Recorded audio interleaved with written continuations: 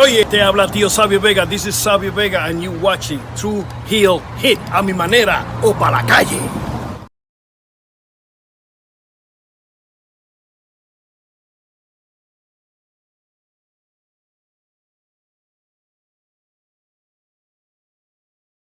Check the sound skin. New York, we know where we at. We on the East Coast, but we from the West Coast. But it's all love, dog. Trill, Hill, Heat.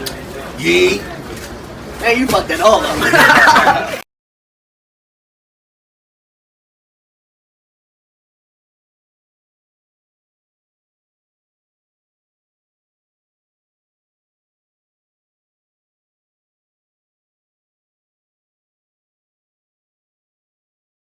Rob Van Dam, listen to True Hill Heat. Pow.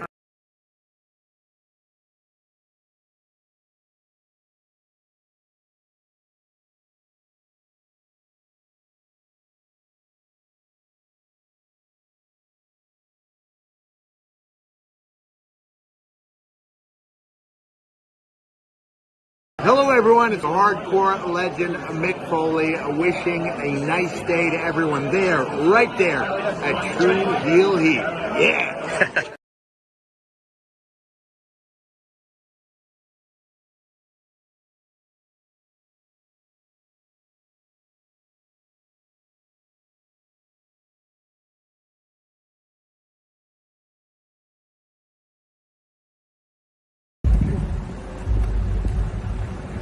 Yo, what up? You know what it is. It's your boy AJ Francis reporting to you live from New York City, the birthplace of hip hop. And I'm telling you that I'm only tuned in with True Heel Heat Wrestling. Holla at me.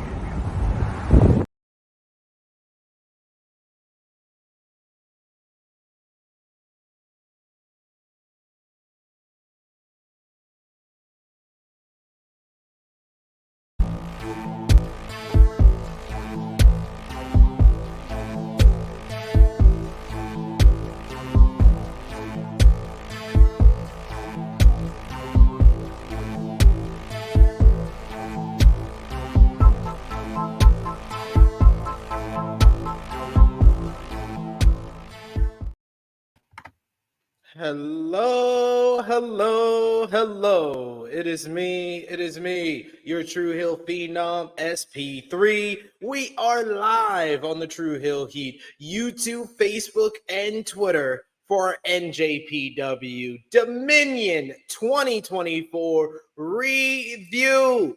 Breaking down the show from yesterday morning in Osaka Joe Hall, the biggest show of the summer for New Japan Pro Wrestling, and we are here to break it all down. And she is back by popular demand, the most positive New Japan fan in the bunch, the biggest Hikuleo fan I know. It is the one and only Sonal.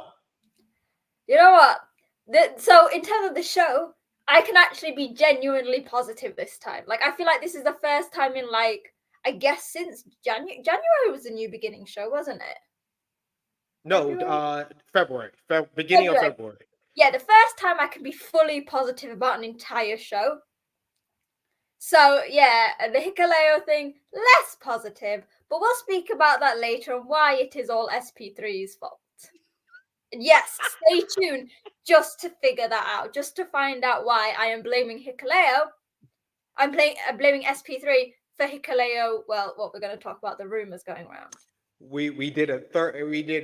This morning, to pull back the curtain a bit, we did a thorough breakdown of why this is my fault.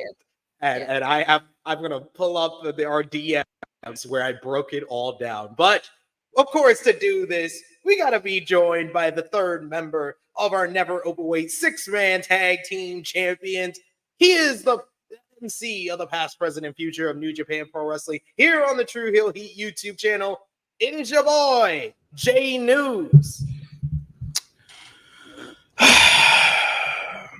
Well, it's been a day. It's been a day. But good morning, good afternoon, and good evening, ladies and gentlemen. It's good brother J News, and I'm back at it again here with the team. SP3, Sonal, your good brother J News, talking this New Japan Dominion show, to say the least. Positive things all around, as Sonal was saying before. Some potential negative news, maybe, you know. The Despe Invitational this morning went off like a firecracker.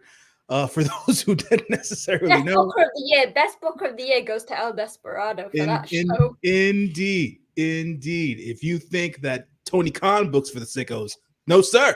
No. No. Very true. It is all about El Desperado today. But yeah, man.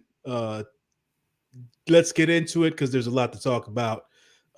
What's up to everybody in the chat? Hello to everybody here joining us on True Heel Heat to get your fix of New Japan goodness. And let's do this thing.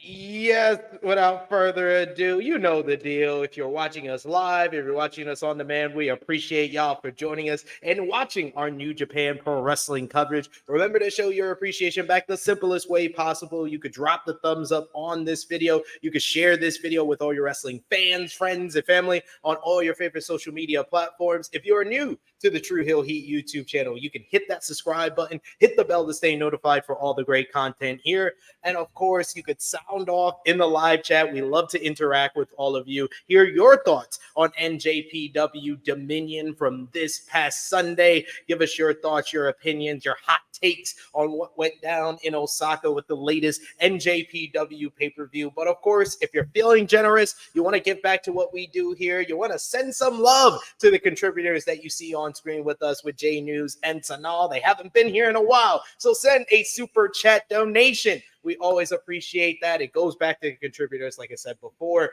and it will make sure we highlight your comment on screen. We do have in the chat already Frantic World here with us who says, "What's up, SP3, Sonal, J News, and chat." We also got one of our members, Ladarius, who just became a YouTube member today. Thank you, Ladarius, for joining the club, joining the crew. We appreciate you for becoming a true heel for just $1 a month. You hit the join button and you get exclusive content, exclusive in-chat perks. You will always be highlighted on screen. And you can become a moderator like our good friend Dolores, who is a moderator here for the True Heel Heat YouTube channel by being a member, saying, "Hey, everyone." We also got Frantic World, who says, "Man, House of Torture is so bad now. They need Chris Jericho to save them."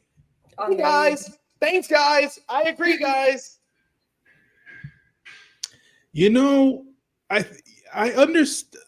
No, you know what? I don't understand. I don't get it. I don't want to get it. I understand it's supposed to be annoying, but it's annoying in a bad way, not a good way. No, it's not. It's annoying in a bad way. Annoying in the right way. No, it's absolutely not. He's taking up so much TV time. It's ridiculous. He's drawing ratings. You know when I watch it, right? And because he does matches, but he does these long talking segments. And obviously, I just fast forward if it's not New Japan. But I seem to be fast forwarding so many Chris Jericho moments. I'm like, is he one of the top stars? Like, he's with all the new guys. I'm like, what? You've got so many like guys on your roster, and you're giving like a 10-minute promo to Chris Jericho.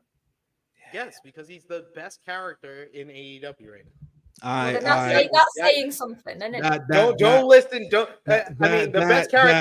best character not named Timeless Tony Storm. But that is one horrible take, and I will go to not a horrible take. Look at the ratings. Look at the ratings, sir. I'm going by online discourse. Online discourse is toxicity. It's so wrong because when you look at the ratings each and every week, Chris Jericho is in the top 3 every week for AEW. I mean, I don't think it. But back to the thing. I don't think he's going to help House of Torture. I think we're past that. Top 3? Did you just say top 3? Top 3 every week. Is he number 3? No, top 3. He may fall down to 3, but he's usually number 1. Honestly. Okay. Like his segments, his matches, just like a combination. His segments, whatever quarter hour he's in, it's usually the biggest bump of the show. All right. Okay. So then I would like to I'm sorry to tell y'all the facts, but look. Instead of people's opinions, like my daughter here who's trying to come in and be like, she's a part of the learning tree. She's a little branch on the learning tree. So I would She's like a Shingo Takagi fan, so it's fine. This is true. I saw your tweet. I did see your tweet. So then I would like to say, and I would like to continue with the conversation I was having the other day with a personal friend of mine about how crappy people's viewing habits are and the crap that they watch. Because that is complete garbage. Facts or not, it's complete garbage. Hey, you need to get out your feelings and realize you're being worked. It's okay. It's okay. We all get worked sometimes, and Chris Jericho's putting us all to work. But we're not here to talk about AEW. We're not here to talk about WWE. We're here to talk about Well, we might talk about WWE a little bit later. Yeah, I mean, we're gonna start off. We're gonna start off the show with the big news of this morning. Okay. Yeah, we're gonna start off with that. Get my tears over and done with, so I can actually be positive during the show. You can compose yourself for the rest of the show. We're here to talk about NJPW. Here to talk about Dominion from yesterday morning, the big show from Osaka Joe Hall. We'll start off how we start off all the reviews. Give me your one word to describe your feelings on yesterday's show, Dominion 2024. Sonal? Relieved.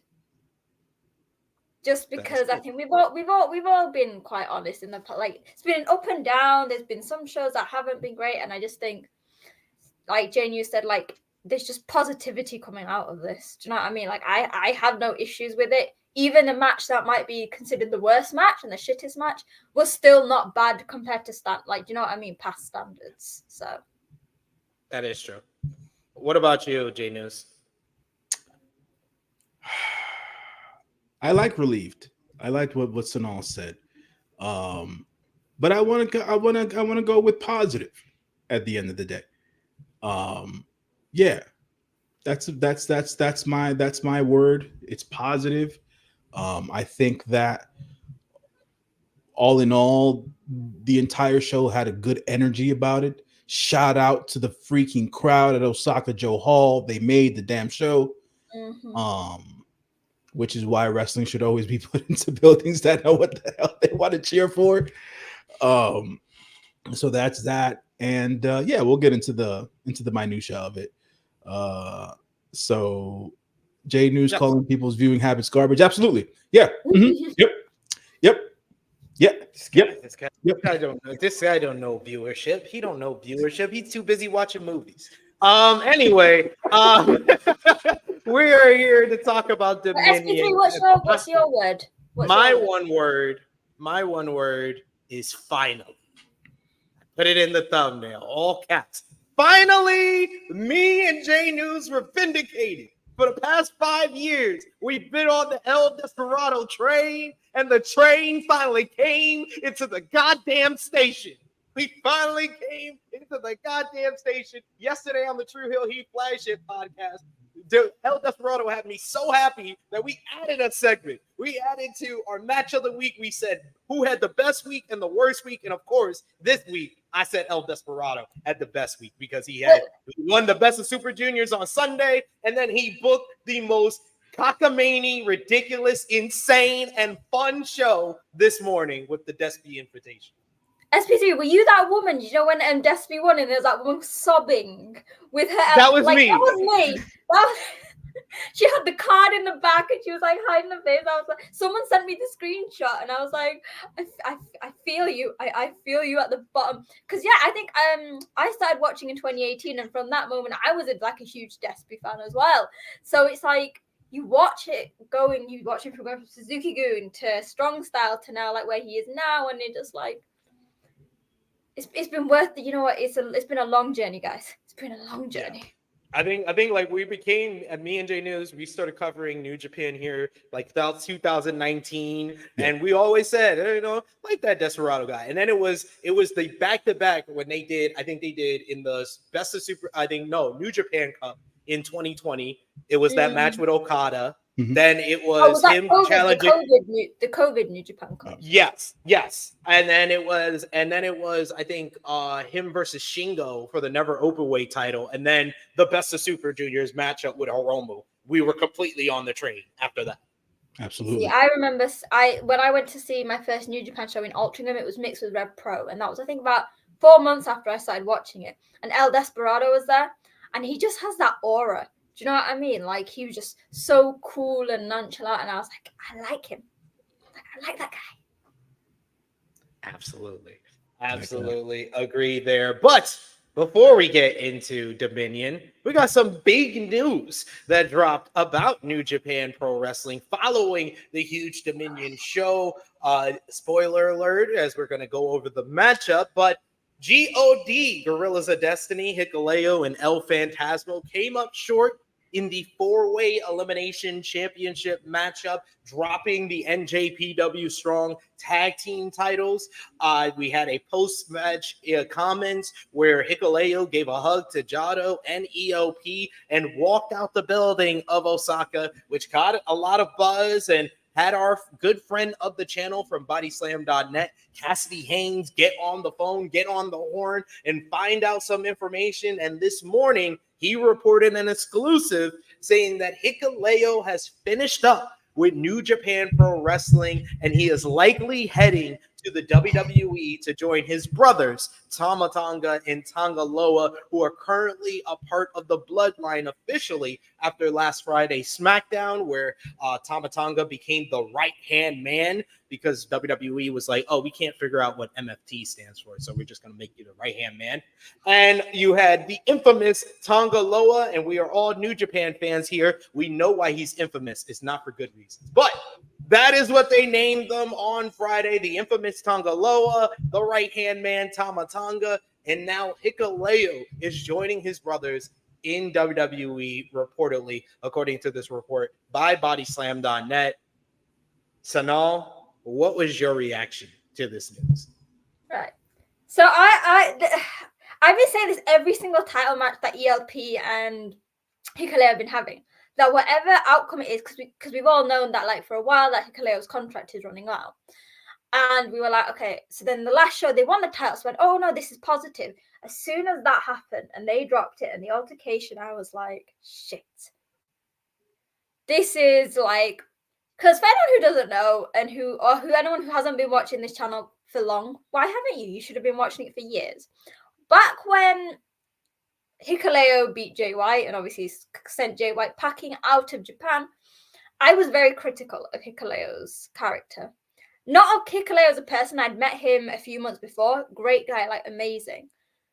But like, as he joined with El Phantasmo, I've seen his growth, and I think I've been praising it more than I've been praising anyone in my videos and stuff, because I think he's amazing. And like, I think as soon as we had slight things with Tama and Tanga, I was like, it sounds like it's going to happen. But I just feel, even though this time it's not AEW, I just feel like all my favorite Gaikokujins are slowly being taken away. And it is all SP3's fault. Yeah. Fair. I'll explain why Sonal says that. Jay News, what was your reaction to this news? My reaction was, tell me something I didn't already know. This isn't news. This isn't something that there should be a flash warning about. We saw the writing on the wall. There's just no other choice. Now, then I would then bring up the point at this point, SP3, you watch the WWE more than I do. So with Hikuleo potentially joining the ranks of the Bloodline, what then happens to our good brother? The only Fatu left that isn't on TV. What happens to Jacob? Does he come back when the tribal chief comes back, or is he not part of this new bloodline? Oh, they're waiting to establish Solo Sikoa, because having two Big Ben and let's be real, Jacob Fatu is better than Solo Sikoa in the ring and has a more explosive style than Solo Sikoa, so he would overshadow him. So I understand the WWE. What's been reported is that WWE is holding off on bringing Jacob Fatu in until Solo Sikoa is further established, which in my eyes feels like you're building the bloodline, so when Roman comes back, he has something to go against, and then Jacob Fatu comes in and wipes him out. Interesting. All right, good enough. But we'll see the tall man, all 6'9" of Hikuleo sometime soon on WWE TV.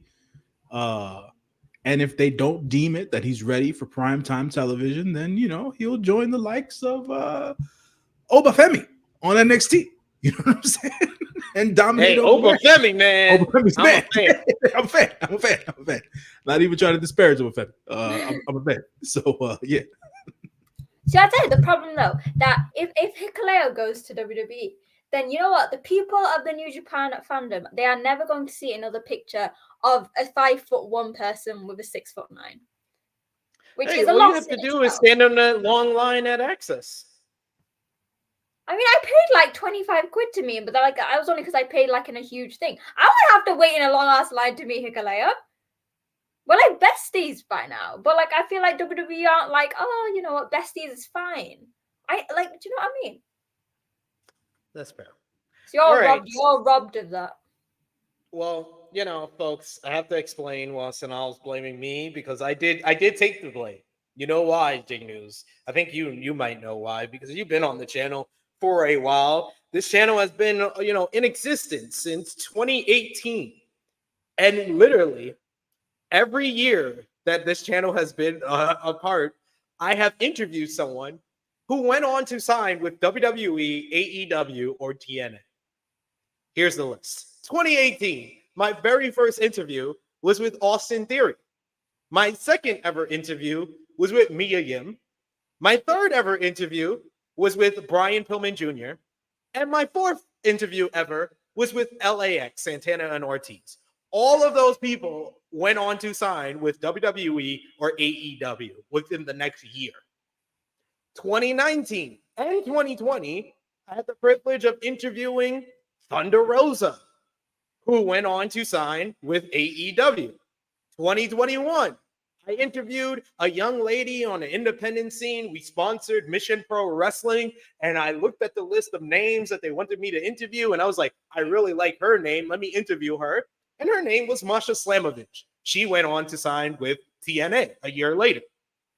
2022, I got into, the TNA bed. I started interviewing TNA stars, and in 2022, I interviewed Deonna Purrazzo and Matt Taven, who both went on to sign with AEW within the next 2 years.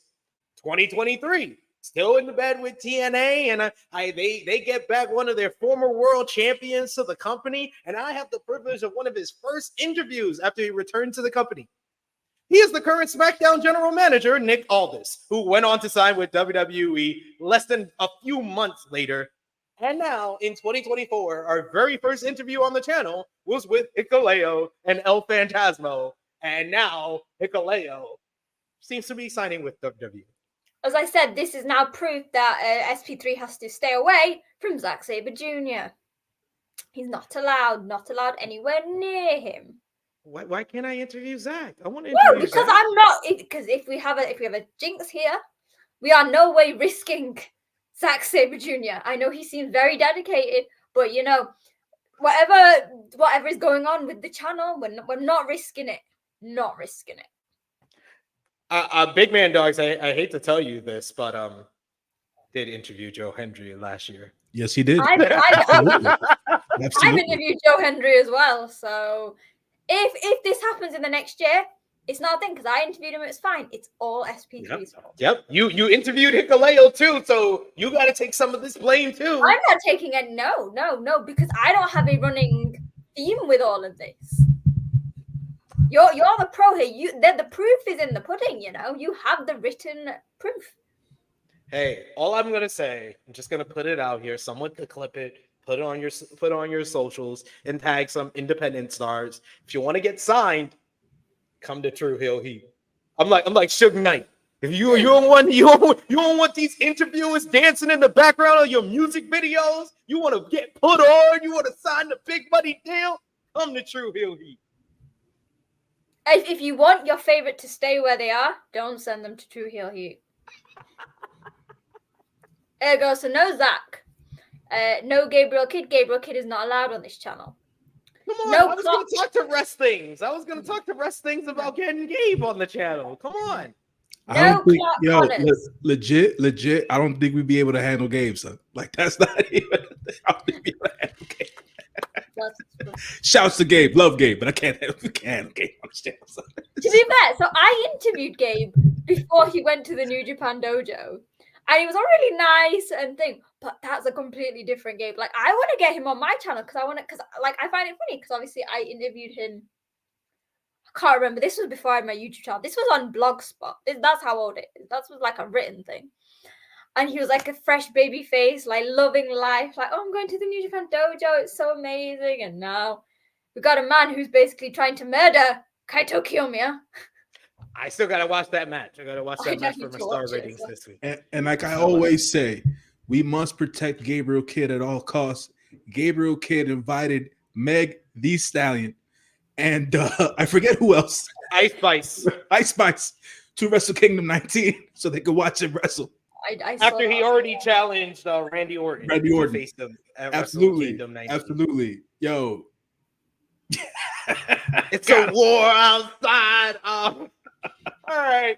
Well, we talked about Hikuleo. I am looking forward to Hikuleo. My only hope is for Hikuleo is that WWE goes the Solo Sikoa route with him, meaning they don't immediately put him on the main roster. I don't think he's ready for that just yet.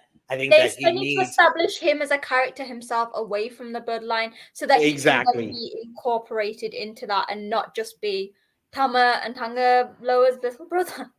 Biggest. Yes. Someone called him saying he was the eldest. I swear I read somebody like tweeted about this news and said he was the eldest brother. I was like, I know he's tall, but he's definitely not the oldest, not by a long stretch. No.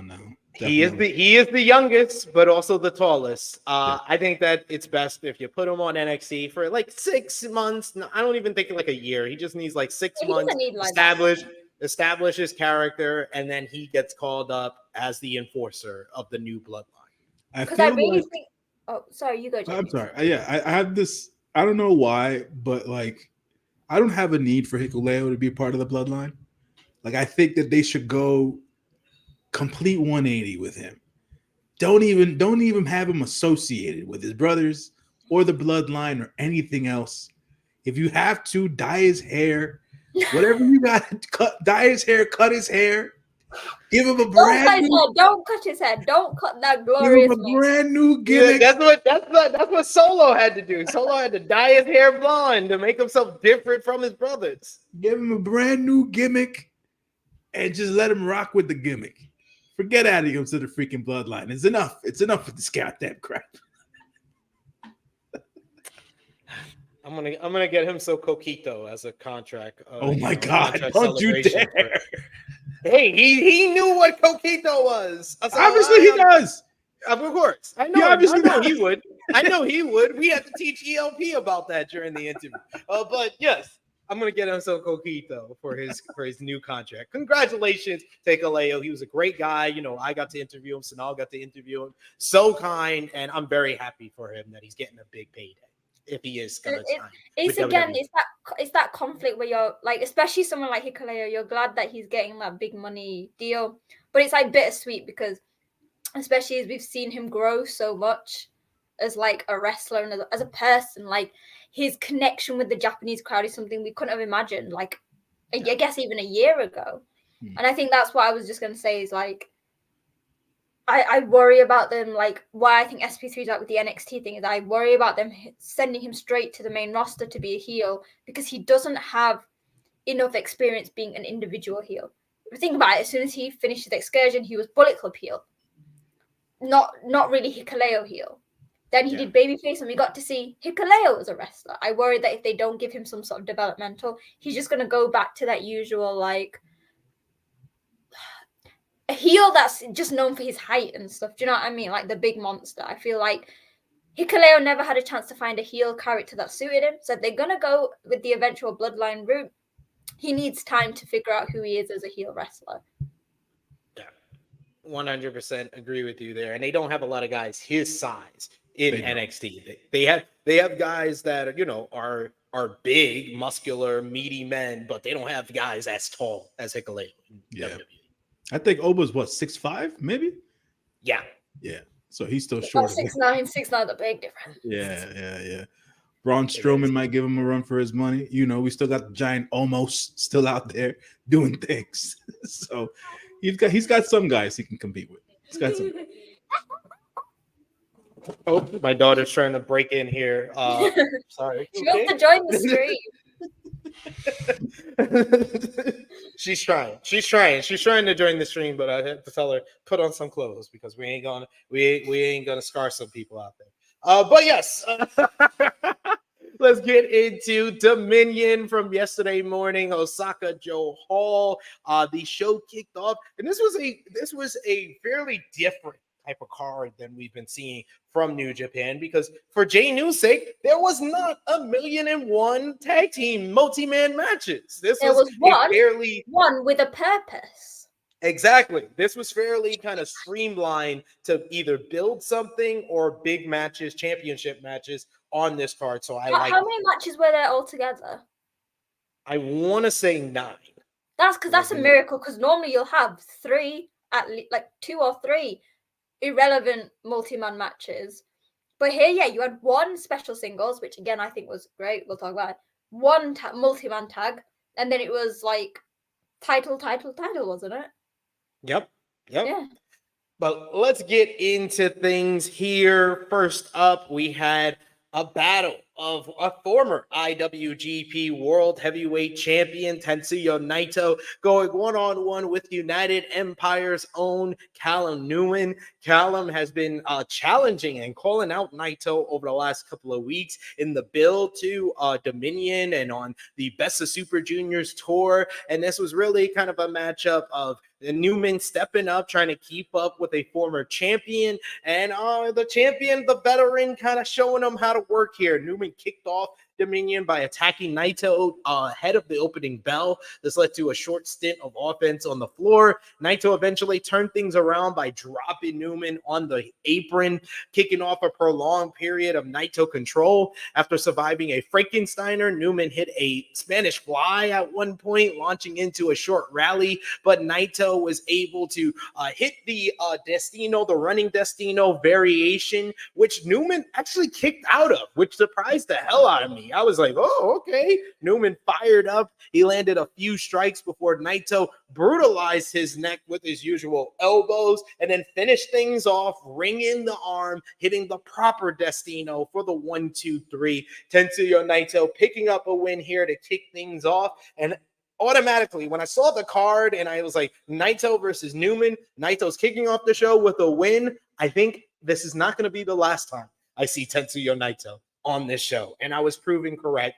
But this match, I would give it 3 stars. It was just a decent little matchup with Newman showing a little something against the former champion. Sonal? I get like emotional when you watch, these young guys, and because I know it's a first match, but imagine you saying I've got a special single match against Tetsuya Naito. And I love how Naito sort of showed his respect in his crazy Naito way, that he came out, in the full suit gear, and he took off his shirt and everything, the contrast to what he's been doing with Jake Lee, obviously, because there's disrespect there. But it's the small things, and I say this, he's the Prince of Pace now, but maybe not this year. At some point, he is a future star. He is dedicated to the company. Again, he's not allowed on True Heel Heat. Can't come on this channel. But it's really nice to see Naito do these kind of short matches, and he did a lot more ground game because he obviously knew he's not going to outspeed. He's not going to be more athletic than Callum Newman. And I still find it amazing that Callum Newman has put on weight, but it hasn't impacted his speed at all.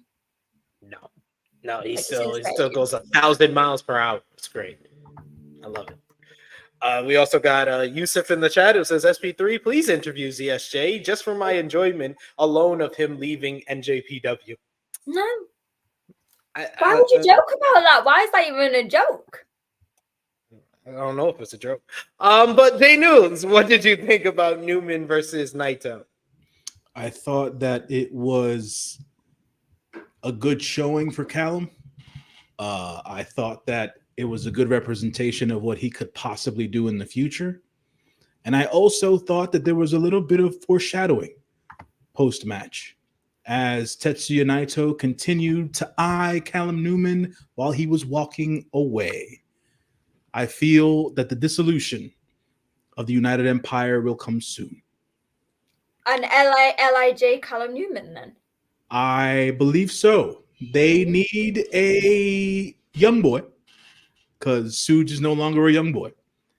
And they also need, I guess, a guy Kokujin, like, because apart from Titan, who's obviously in Mexico, the rest of them are Japanese. Japanese So by majority.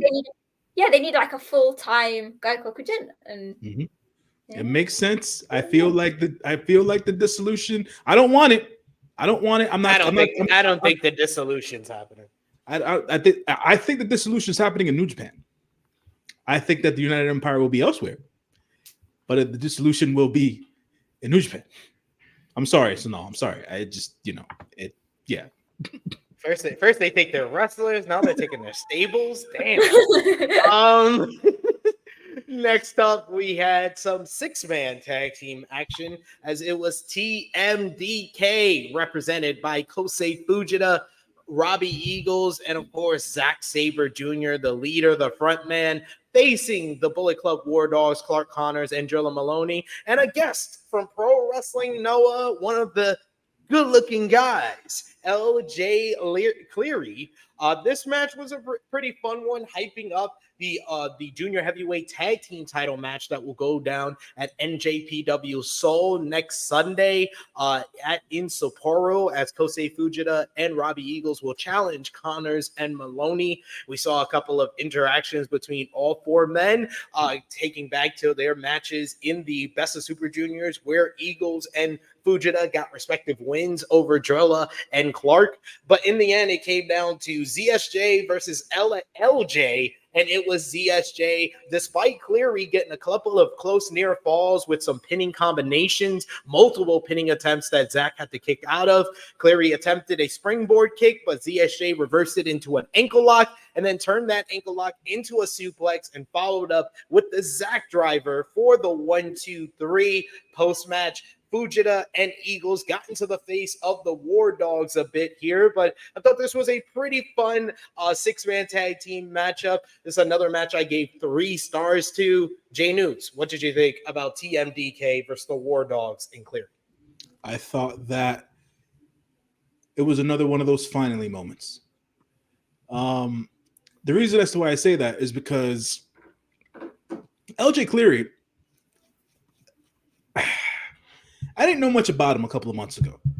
I wasn't aware of who he was. And then the good-looking guys came to be on my radar when Jake Lee decided to step into a New Japan ring. So I looked into them and stuff like that. I was like, this LJ Cleary guy, who is he? Where does he come from? Why is he important? Why is he in wrestling? Come to find out, very highly skilled young man. There were some points during the match where I said to myself, oh, he's just in here to job. And then you see him move, you see him sell, and I'm like, dude, this guy's pretty good. And for all intents and purposes, I'm like, okay, I like this. Because the reason I said why I say finally is because the partnership between Noah and New Japan Pro Wrestling is now a real one. They are definitely trading talent, which is trading in the sense of like they're letting talent appear on each other's shows.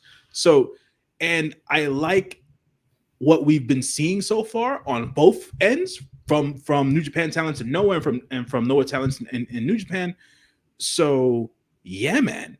Wanted to say that Kosei Fujita is a freaking superstar, and no one can tell me anything different. The dude is money at the end of the day. And I think he's another one of those young boys who's for the ladies, much like Yo and Show were when they were Roppongi 3K. So I wanted to mention that. So yeah. No, the match was decent. At least they good back and forth between the teams and stuff. So I'm really wondering what they're gonna do during that Super Junior Tag Team Championship match with Kosei Fujita's emergence, the momentum, Robbie Eagles being Robbie Eagles, obviously. My dogs Frail, they still out here killing it. They were really putting over the Driller Killer yesterday on commentary. They were doing that during the because- tournament as well, like with yeah. like the Doki match and the food, obviously everything going on. I think because it was that they were emphasizing that had Akira out, that it was after that Driller Killer that just took him out of the tournament. Yeah, so I'm really, because he was killing people with that shit, especially the last match with Ninja Mac, where he caught him on the Sasuke special. Yeah, hit him with the Driller Killer on the floor. Yeah, they mentioned that during commentary. I was like, okay, this is so they're putting this over. This is one of those finishers that he did beat Naito with a clean too. He did. But hopefully the match will turn out well, but definitely anticipating that match between TMDK's junior tags and the junior War Dogs. So but yeah, man, I think LJ Cleary stood out. He did some nice stuff there. GLG seems like a steady faction, man. They're not to be slept on. So we'll see as to what the future holds. But I thought it was a decent match nonetheless. Sonal? Yeah, I agree. It was like we said, it was the only multi-man match in the entire thing. I initially thought that Cleary would be the jobber, but he had some really nice interactions with Zach. Like some really good parts where he like reversed stuff. I was like, oh my god, you're going up against the submission master and you're not failing. So yeah, I'm similar on Janie's. Like I have a lot of expectations, but it's hard. It's conflicting because like Driller and Clark have been killing it as tag champs. Like I think I remember a few months ago people saying they were bad champions. Like they're probably one of the best we've had in a very long time. But I just, like you said, like Fujita's money. And Robbie Eagles is Robbie Eagles. Like that team, I love that the difference. You've got a guy who is just coming up, and there's someone like Robbie who has got decades of experience. And seeing them come together, you can see that like they balance each other really well. In not only just like their experience, but also their styles are very different. Do you know what I mean? But very similar. Like they're like a completely rounded team with like everything. Yeah, I'm really liking them. I'm honestly, that's probably my pick to beat the War Dogs. If it's not at Seoul, then eventually down the line, I think that the juniors of the TMDK should get the win against the War Dogs and win those titles because I want to see Fujita with some gold. That would look so nice around his ring gear because his ring gear is beautiful. Like when I saw that, I was like, that's a fine ring gear. Next up, we had the NJPW King of Pro Wrestling Provisional Championship 2024 Championship in a Storm Catch Rules matchup as Great Okan challenged Yuya Uemura. Storm Catch Rules was the rules set up by I believe Uemura, which was a two rope break ring escape limit and a 15-minute time limit, which made this more of a kind of quicker matchup, but a lot of grappling, a lot of mat work throughout this matchup. Uemura launched into the attack right at the bell. This forced Okan to use his first rope break very early on. Once Okan's gained separation, he bit Uemura before locking in a head and arm choke.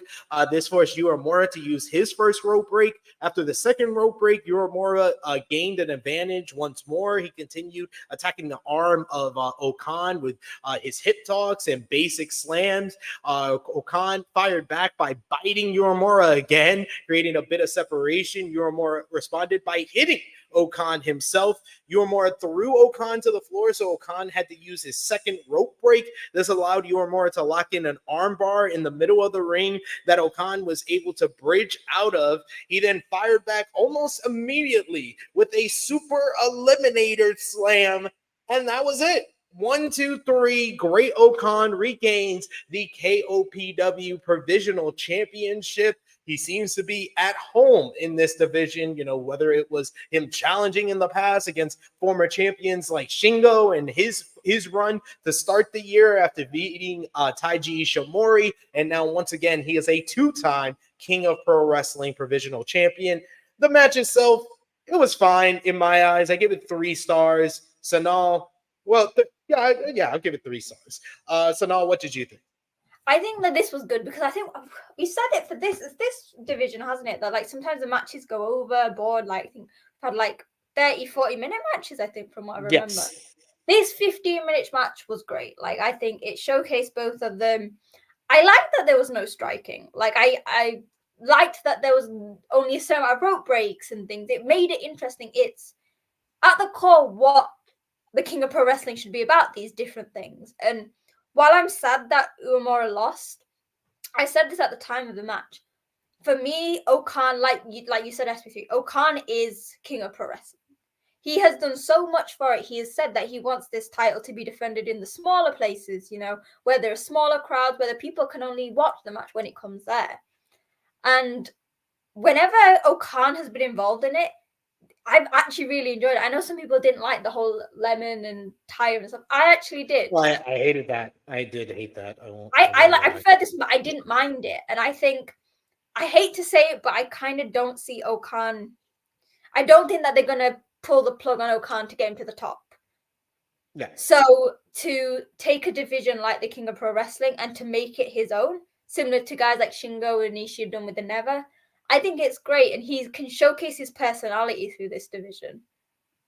And whereas Uemura, I think, is destined for a lot more. Yeah, he's destined for bigger things, and that's why even after winning the KOPW championship, he was challenging Shingo for the Never Openweight championship. So he was like, I want that belt, I want that belt, I want that belt. He was never long for this King of Pro Wrestling world, that's for sure.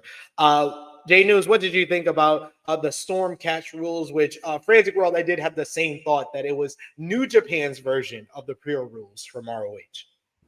Yeah, I feel like I said that during our preview, but I'll say that I enjoyed the match. It was definitely different for me. I was wondering if Uemura was going to have a good hip game. So to elaborate, I wonder how many times he was going to be able to take down Okan during the match and put him down with takedowns, put him down with hip tosses, things of that nature. Because Okan's no lightweight at the end of the day. So he did real good with that, which is what I was impressed with. The story about Okan basically taking away that underhook suplex that Uemura uses as his finisher. I thought that was excellent during the match as well. And Okan just using his vast knowledge and experience with the different martial arts and styles of wrestling that he has to win this match. I kind of like how commentary were emphasizing, because I think people never really appreciate how much Okan did. But Charlton was really good to say he knows this amount of different techniques and stuff, just to really hype it up even more. Yeah, and he was showing it during the match, which I thought, which is where I thought, it was clever for them to come up with this particular structure of a match. But then at the same time, like, okay, the rope breaks that came into story as well, and then Okan biting his ear. I'm like, what are you, Mike Tyson, bro? Like, what are we doing right now? You know what I'm saying? But it worked, right? Because it wasn't a strike, and it was. I thought that out of the majority of the King of Pro Wrestling matches that I've watched, I thought that this was the most wrestling of the King of Pro Wrestling matches that I've watched. Yeah. So big ups to the two guys who participated here. Okan, the champ again. Uemura should be on his way up the ladder somewhere around here. Some in due time. Maybe he has a strong showing during the G1. If he's in the G1, we'll talk about the G1.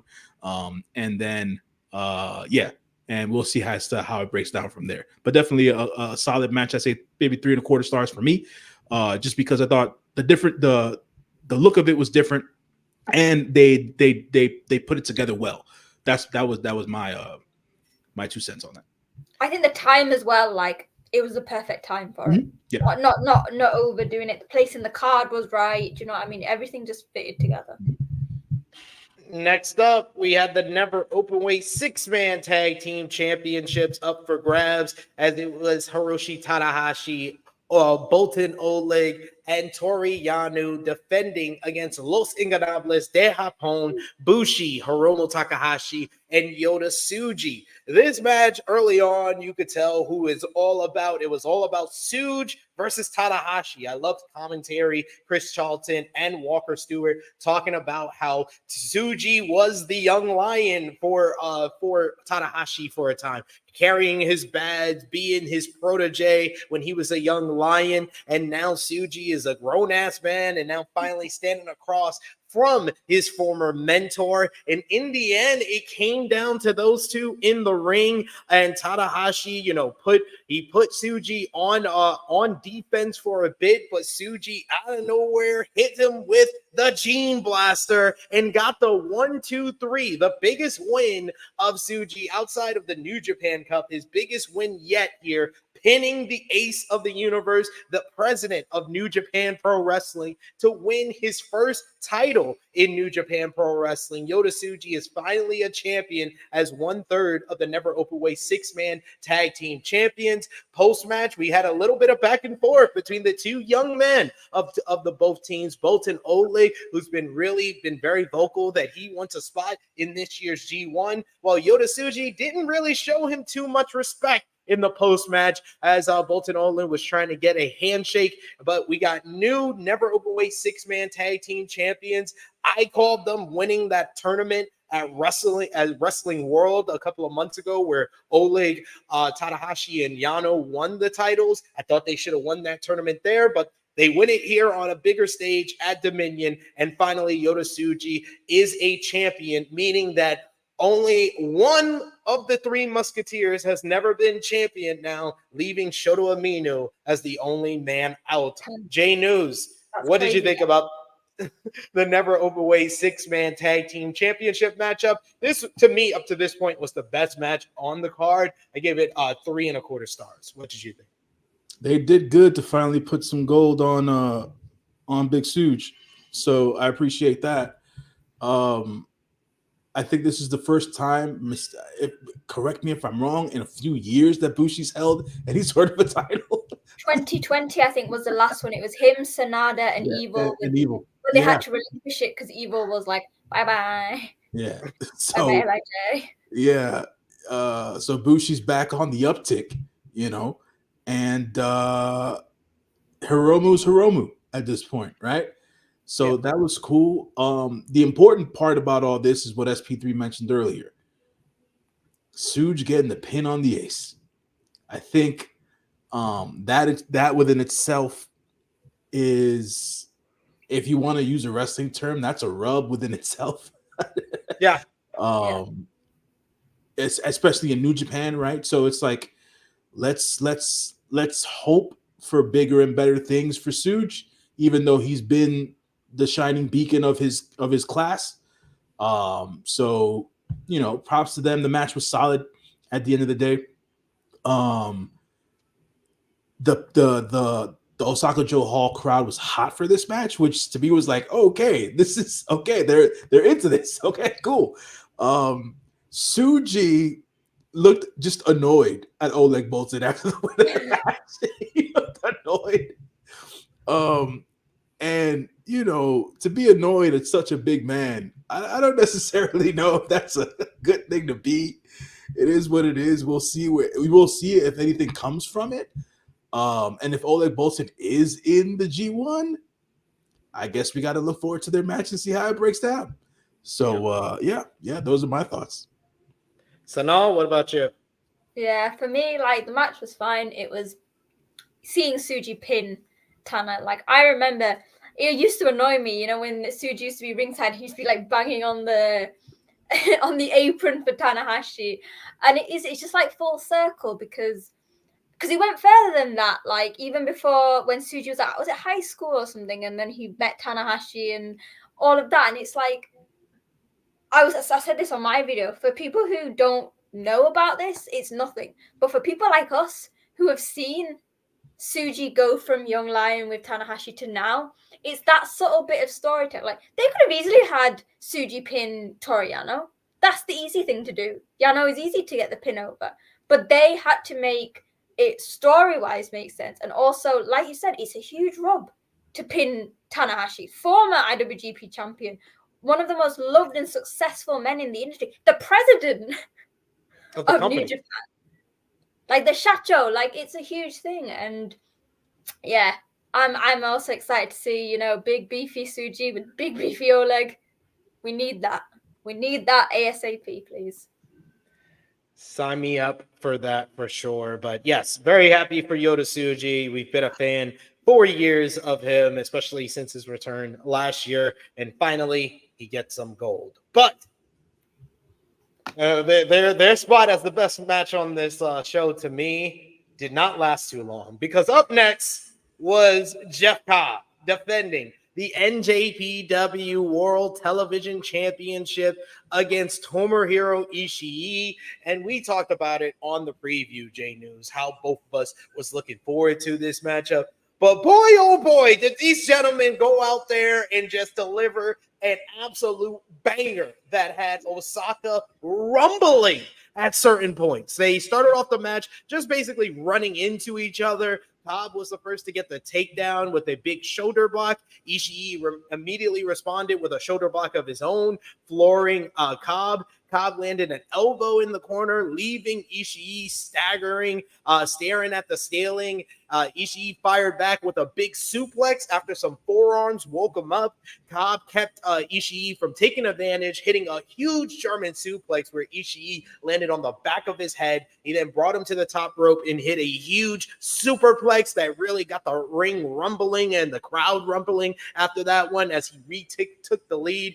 Ishii powered through, landing two huge suplexes in response. Cobb landed another suplex of his own, and he followed up with a lariat for a near fall. He then followed up after the kick out with a standing moonsault for another near fall. Ishii dropped Cobb with a big forearm. When Ishii tried to follow up, Cobb answered back with a standing drop kick that looked beautiful. Then he lifted Ishii onto his shoulders, hits the F5000 for a near fall.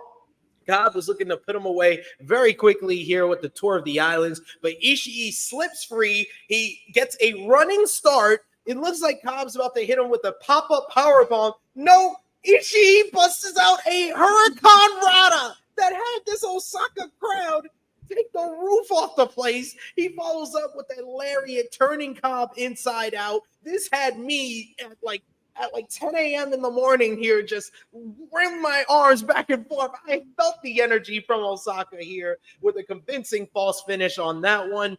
With the end in sight, we get Ishii trying to get the vertical drop brain buster, but Cobb is able to slip free. He then responded with a pop-up Tour of the Islands for the 1-2-3. This match went just over 12 minutes, and this was excellent, just excellent. The World Television Championship matchups, man. Ishii, it's 2 for 2. Every time this man gets a shot at this TV title, he just makes me say, you are made for this title. We have to get an Ishii TV title reign, because his match with Zack last year at New Beginning was fantastic. This one was excellent in every way. A straight up banger, hard hitting, physical encounter that had the crowd on their feet throughout. Post-match comments, Jeff Cobb made an open challenge to anyone who considers himself elite, anyone from AEW, to come step up to him at Forbidden Door, and that's a lot to live up to after this instant classic here. I gave this match 4.5 stars, one of the best matches of the night, and one of my favorite New Japan matches so far this year. J News, what did you think? Just when I think that the Stone Pit Bull has got nothing left in the tank, he pops up like he's Mark Henry in a salmon jacket, and he tells me, son, I got plenty left in the tank. Bro, I didn't know he had this left. Like, what are we really talking about here? I've been watching Ishii for damn near 15 years, and this is like, what? What happened? I was like, wait, where was this? And it's like, yeah, this is typical Ishii magic. You know what I'm saying? And not to be led astray, let's be clear that the one and only, the Imperial Unit, Jeff Cobb, is the man. He is the NJPW World TV Champion. He deserves a credible opponent at Forbidden Door. We all want it. Tony Khan, make it happen. Jeff Cobb, Samoa Joe. I'm calling it right now. Goddamn. Genius, I thought you were going to say Jeff Cobb versus Tony Khan. I was like, I don't think that's going to be a very good match. No. Absolutely not. Look, if it wasn't for the fact that Powerhouse Hobbs is injured, I would have wanted to have seen Hobbs versus Cobb. I love Lance Archer as a person. I think he's an incredible human being. I'm just not too keen on seeing him versus Jeff Cobb, even though I feel like it'd probably be a decent match. But give me something new,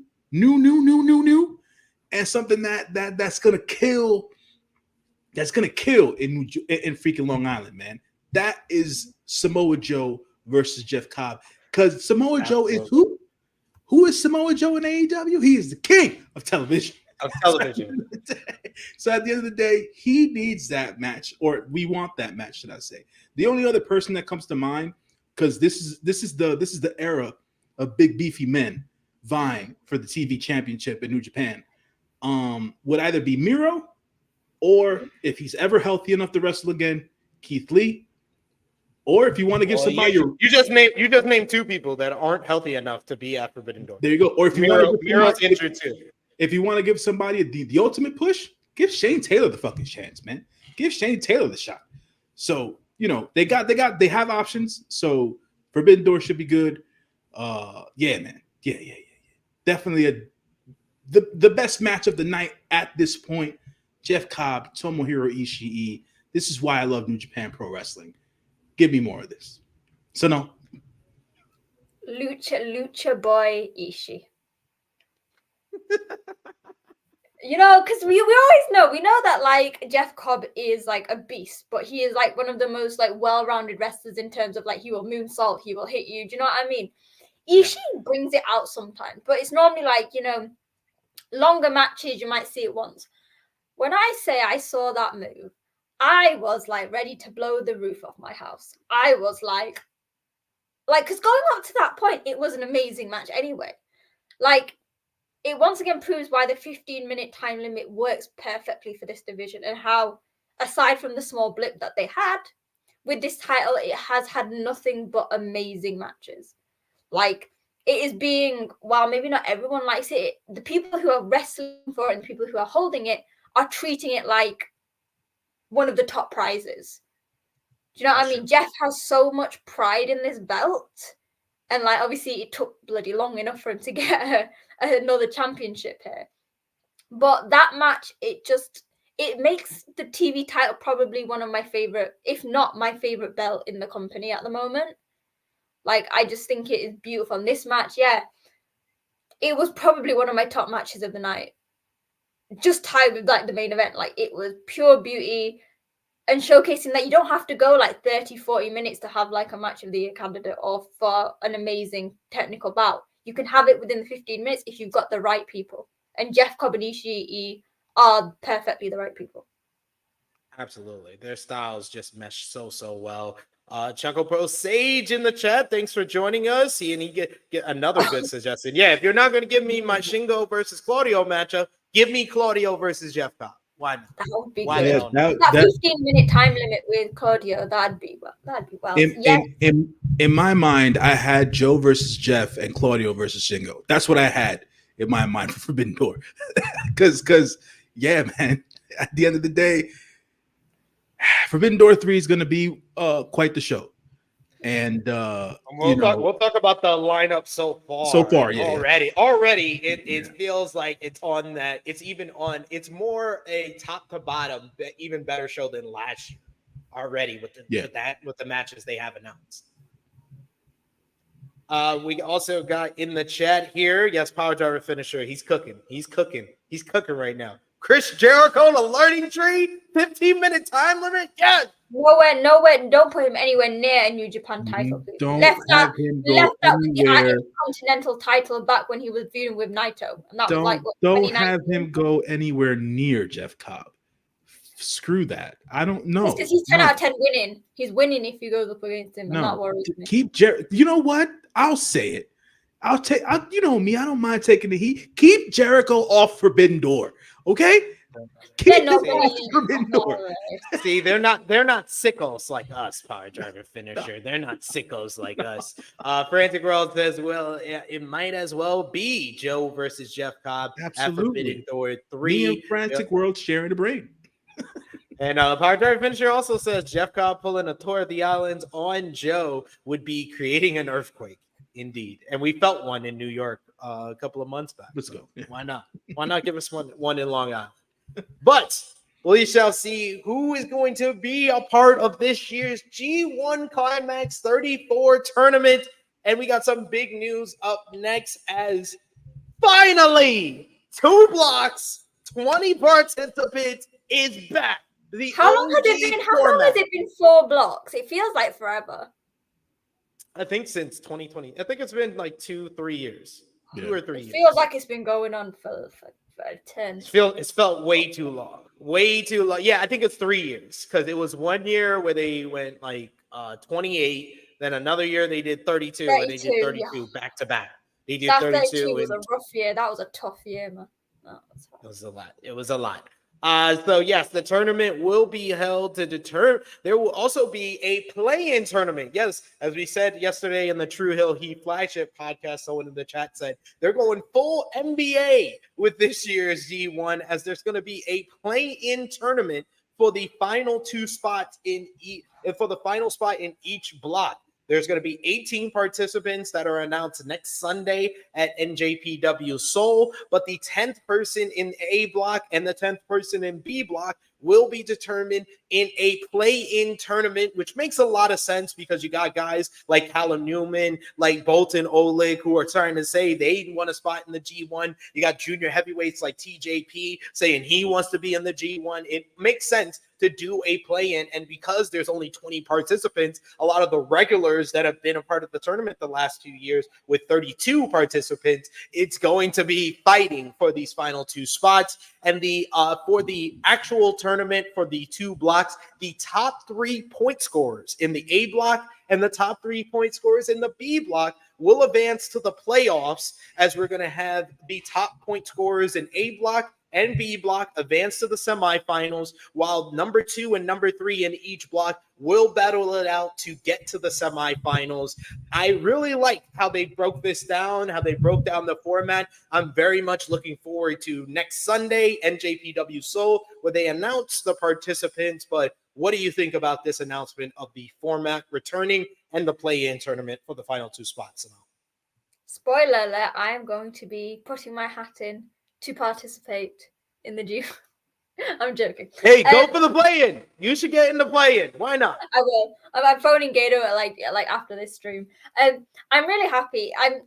I'm sad because I know that there's going to be guys that I really like Yoshihashi and maybe Hiroki Goto. I mean, Hiroki Goto might, just because he got to the final of the New Japan Cup. But you know what I mean? Like guys that I personally like, maybe even guys like ELP and stuff who won't make it into the G1 this year, which I guess in like one way is good because you've got a much more elite lineup, which I mean, if Kent is included in that, I will start to doubt New Japan's thinking on that, because I worry that might be a thing. I hope he's not part of the 18, please. That's what I'm saying. But do you know what I mean? I feel like this is the perfect way, like you said, for the young guys like Oleg and Callum, TJP, and I feel like maybe ELP might be part of that as well.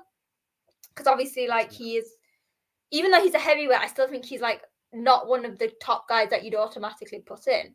So it's going to be interesting to see, because if you think about it, these guys will be putting their bodies on the line to get a chance in the G1 and then doing the G1. So they've got even more matches that they've got to contend with. So, and also, I also like the 2 blocks 10 because that's even more matches that they've got to have. It's even, and I think they brought back the 30-minute time limit. Yes. Which again is great because there's a lot more of a sense of urgency going about it. Yeah, I really was excited that they're going back to the original format. J News, what about you? Well, I like the fact that they went back to the original format, as you both eloquently put it. I just have to see who's in this tournament before I really gather my thoughts. Like, it's cool, the original format is back. Who's in this tournament? That's really what this is supposed to be about. Because we've lost all the top names that we would normally, Okada, Jay, Ospreay, all of them. So it does feel like the 20 sort of mimics the fact that maybe New Japan is a lot more slimmed down than it has been in the past as well. Which, to your point, absolutely. But will the G1 be great this year? Or will it be, and let's be real, will it be Best of Super Juniors 31? Right? The tournament. Not the result, but the tournament. The tournament itself. Best of Super Juniors got better. It got better at the later in the tournament. Tournament. Yeah, it was rough in the middle. It was rough in the beginning. I don't necessarily feel like New Japan can afford for a rough start to the G1. So it all depends on who's in the tournament. And we'll go from there. But I do like the fact that they're going back to the original format. 30-minute matches are definitely necessary. And, let's keep it basic. No multi-man tag matches. It's 9 matches per block. So let's have at it. You know what I'm saying? So everybody's going to have 9 matches. I'm sorry. Let me break it down that way. Every single individual wrestler per block is going to have 9 matches. Then it's 5 matches per block because it's 2, 1 versus 1. So you can have full leg shows just with 5 matches. Stop with the madness of the tag matches. We don't need them. So hey, just don't watch the tag matches. That's what I do. Man. Nah. These shows are too long, bro. These shows I just don't watch the tag. Yeah, those shows, I don't know if they're too long. I don't watch the tag matches. I watch the block matches. That's what I did with the Super Juniors. The shows are too long, man. It just like I remember. I think I asked Dolores yesterday. I was like, "How long was the show?" And she was like, "That she was breaking down the times for me." And it was still 5 hours, man. I was like, "Well, what is this, man?" I was like, "What? Well, this is Dominion." I was gonna say it's like the second biggest show of the year. You kind of expect it to be like, this guy complains about everything. This guy doing is the second biggest show of the year. Nah, but all the matches with the right length. How many 5-hour wrestling shows am I supposed to sit through on a monthly basis? Being the sicko that I am. Yeah, but New Japan don't have many. They have just like 2 that average on 5 hours. That's Wrestle Kingdom and then this one. And that's what you expect, like the 2 big shows. It's like WWE. I assume it's got like WrestleMania and then SummerSlam. I guess they're like the big show. Like I said, pretty much. Yeah, all their other shows are under 3 hours now. Yeah. But every AEW is 5 hours long. Every single one. I'm a sicko. I love it. I'm getting my money's worth, even though I don't spend money on it all the time. Anyway, let's. I had to tell Sonal that this morning with the Destiny Invitational. She's like, "Oh, I wanted to watch it, but I can't. I don't want to pay for it." And I was like, "I thought you knew me better than that." To be fair, I have to go back and watch it properly. I had it on in the background while I was working, and I was like, my eyes were flitting like to and fro. But I want to watch it properly. But yeah, SP3 always comes to save me and stuff like that because I love you, New Japan, but holy God, like I don't with all the US shows as well. I don't have the money for that. No. Like we should be getting it for free. We should be getting it for free with all the promo that we're doing. If you got New Japan app, you shouldn't be paying for pay-per-views. It's not ESPN Plus. Let's stop. I agree, but that's the model, though, bro. That's the model. It was $22.99 for the Desperado Invitational this morning. $22.99 for a show. Well, I know they were $19.99 for you. No, for you. I think in dollars because it's always in dollars. No, because this morning I finished watching Dominion and it said $22.99. Yeah, for this invitational. So yeah, no. Let's talk about the IWGP Tag Team title and NJPW Strong Openweight Tag Team title 4-way elimination tornado matchup, as it was TMDK's Mikey Nichols and Shane Hayes, Bullet Club's Chase Owens and Kenta, the IWGP champions, Gorillas of Destiny, El Phantasmo, Hikuleo, the NJPW Strong Tag Team champions, and former champions of both titles, Bishamon, Hiroki Goto, and Yoshihashi. This was a very chaotic opening to the matchup with all four teams battling it out. In the early portion, within like 5 minutes of this matchup, TMDK hit the tank buster on Hikuleo following an errant sudden death from ELP to Hikuleo, and it led to our NJPW Strong Openweight Tag Team champions being eliminated from the matchup. After that, at ringside, you could visibly see Hikuleo was not happy with the ELP, which led to Hikuleo departing New Japan, it seems, according to the report this morning from Bodyslam.net.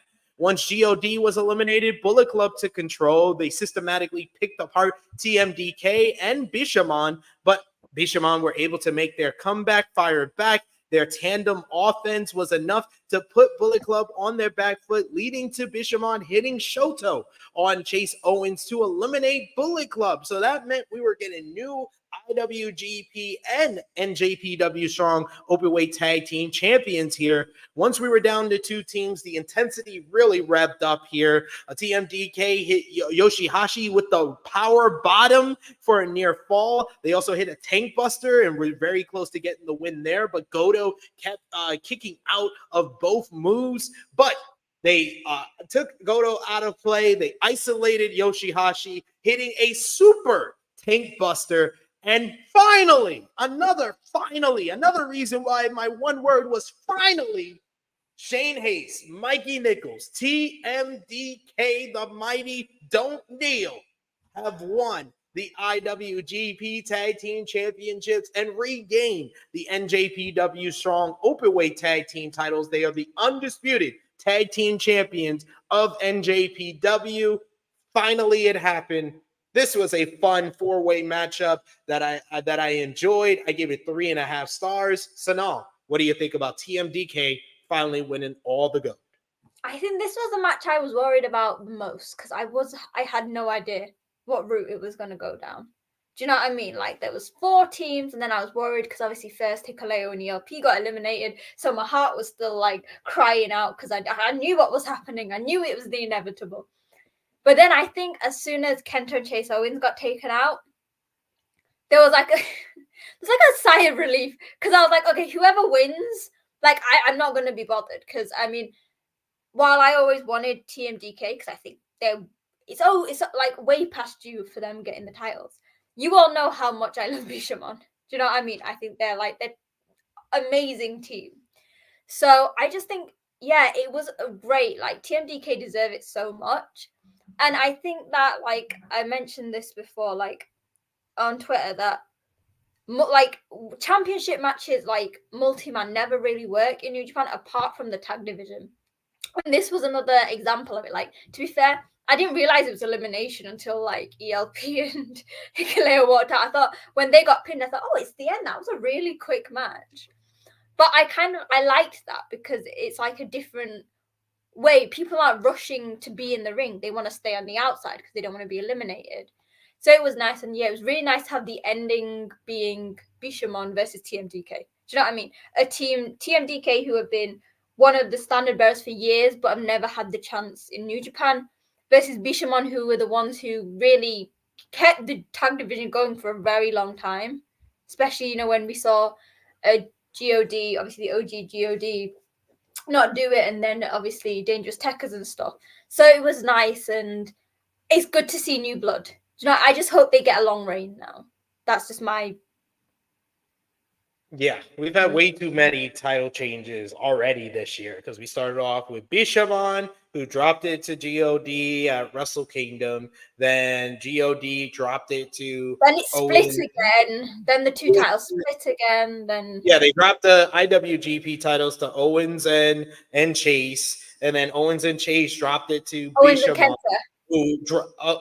Owens and Kenta, excuse me. I say Owens and Chase. I wanted to forget Kenta. Kenta and Owens, they regained the titles again, and then they lost it here. So this is what, That's 6 title changes for just the IWGP titles, and then not even counting all the title changes with the NJPW Strong. So we need some consistency here, some stability. So I hope TMDK hold it for a while. J News, what did you think about the 4-way? I appreciated the result. TMDK finally winning their IWGP World Heavyweight Tag Team Championships.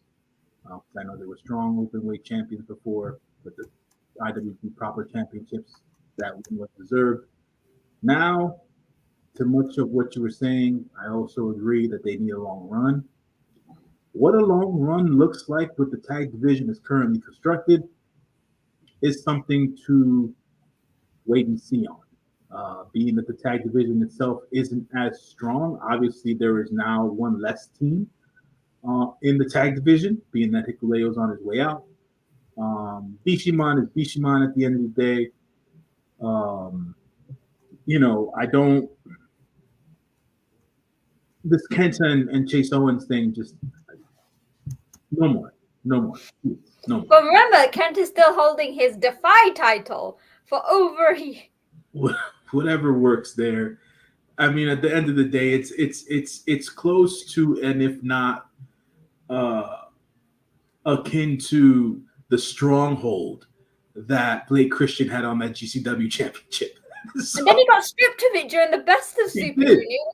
Hey, he's defended the title 39 times, but he should have dropped the title at Joey Janela's spring break. Let's be honest. Yeah. But if there is a new influx and wave of tag teams coming to New Japan, then hey, cool. But continuously seeing the same matches all the time for a team that has just gotten their flowers, basically, like TMDK has, winning the IWGP World Heavyweight Championships. They're the unified tag team champions of New Japan Pro Wrestling. I wouldn't be like, just from a preference standpoint, I wouldn't want to see that. I want to see them defend against several different teams, claim their dominance, have them as a frontline tag team in the business, not just New Japan, in the business, and then go from there. I feel like because we've already cut down a team because Hikuleo's gone now, so that's one less already. Mm-hmm. I'd like to see like new ones. Like we can have like an LIJ team. Like I keep saying this, Shingo and Tsuji together would be great. I guess when Sanada comes back, because he's making his return at Seoul, there could be something there. I don't know whether it's like Sanada or Taiji and Uemoto. You know what I mean? Something like that. Yeah. There are possibilities, and I think they really need to make use of the companies that they're partnered with. Yes. Whether it's now Noah or AW or CMLL, like that really needs to become. And also, I know it's a bit weird, but we saw with the Desperado Invitational, make use of DDT as well. Chris Brooks and Mao. Like, there's so much talent that they could utilize just to help expand the division while obviously we're in the rocky period of there's not I hate to be the bearer of bad news, but if you're an AEW fan, they wouldn't even let Konosuke Takeshita, who's an AEW star, but because he has the DDT scent on him, they wouldn't even let him get a shot at the IWGP World Heavyweight Championship. So before you get your hopes up about Chris Brooks and Mao, I don't see it happening. Can I not just dream as like a DDT fangirl? Let me have this moment, SP3, please. I'm sorry. But that pissed me off. Takeshita is an AEW star. Why did New Japan have to put the kibosh on that title match? Yeah, I don't. I kind of wanted the Desperado Invitational. I kind of wanted Desperado to pin Chris Brooks for to like win the Iron Heavyweight title and just carry. They're gonna face on June or July 21st. July, but I wanted him to bring it to all the New Japan shows and just being like, yeah, because Hiromu did that. Remember Hiromu's stint in trying to get.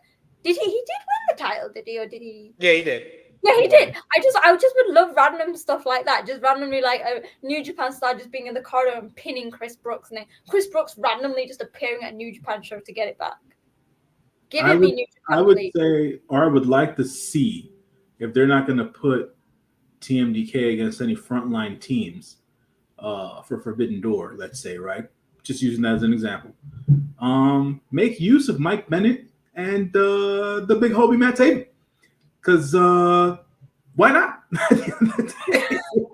That's why not. I mean, they're the Ring of Honor tag team champions. So Exactly. They're more concerned with that. Something at the end of the day, something new. That's my take. Give me something new. So yeah. Never openweight championship up for grabs. Next, Shingo Takagi defending against Hanare. This had the big fight feel right from the opening bell of this one. This match kicked off with a very physical, intense strike battle between the two men. Once forearms and kicks proved to be insufficient, the pair started turning it up with headbutts. There was so many headbutts in this damn matchup. Once the headbutts were inadequate, they went back to forearms and kicks. Ishii landed a pumping bomber after a few minutes of back and forth striking. Shingo took control, gained a lead with a combination of strikes and attempted the last of the dragon, but Hanare was able to avoid that, reversing it into the streets of rage, but both men were down, physically spent from the strike battle. During Hanare's follow-up, Shingo was able to cut him off and hit the last of the dragon, leaving both men down, incapacitated. Both men were not able to capitalize after hitting their finishers. They went head to head on the mat, raising up with heavy strikes. As they stood up, they started battering each other with headbutts over and over again. Clothesline into a headbutt, into another pumping bomber, and then out of nowhere, Hanare does a leaping headbutt right to the chin of Shingo, laying him out on the mat. But both men were not able to get up before the referee's count of 10, leading to a draw, a very rare double knockout draw, but not very rare for Hanare. This is his second of the year, his second time a double knockout finish after his Kurgan Hall Instant Classic with Gabe Kidd earlier this year. Here, he has a double knockout finish for the Never Openweight Championship. It went 14 and a half minutes. Both men wanted this rematch immediately, and it's going down at NJPW Seoul this coming Sunday in Sapporo, the rematch for the Never Openweight Championship. But this was a hard-hitting, physical affair like we expected. I give it 4 stars, but of course, like most people, I'm a little disappointed by the double knockout finish. I wish they would have just gave either guy the win here. Jay News? I'm not disappointed by this finish at all, to be quite honest. Shingo. Well, if they're gonna give us the finish on next Sunday at Seoul, they should have gave us the finish at Dominion. I doubt they'll give us a finish on Sunday. What about that?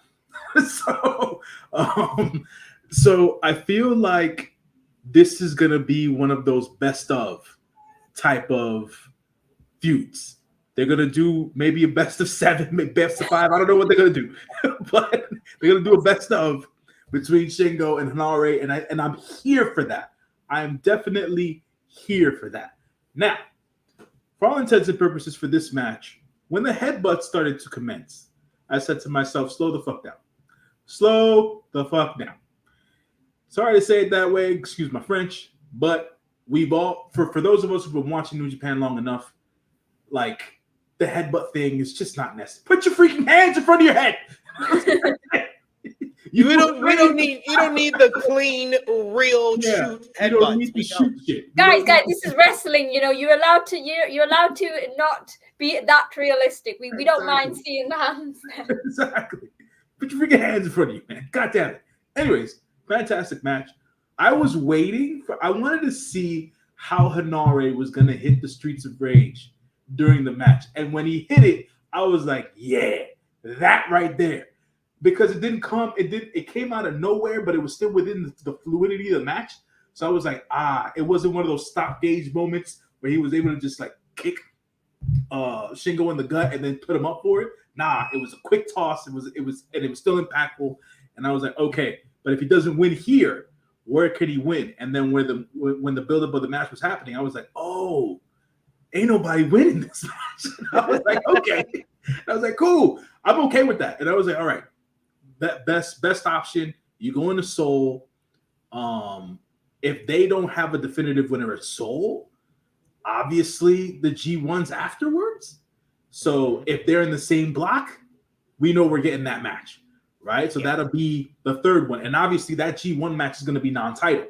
So that'll be the third one, right? And at the end of the day, if you want to continue this going, maybe a best, like I said, best of 5, best of 7, whatever you want to do, I'm here for a best of, because this is the BMF Championship of New Japan Pro Wrestling.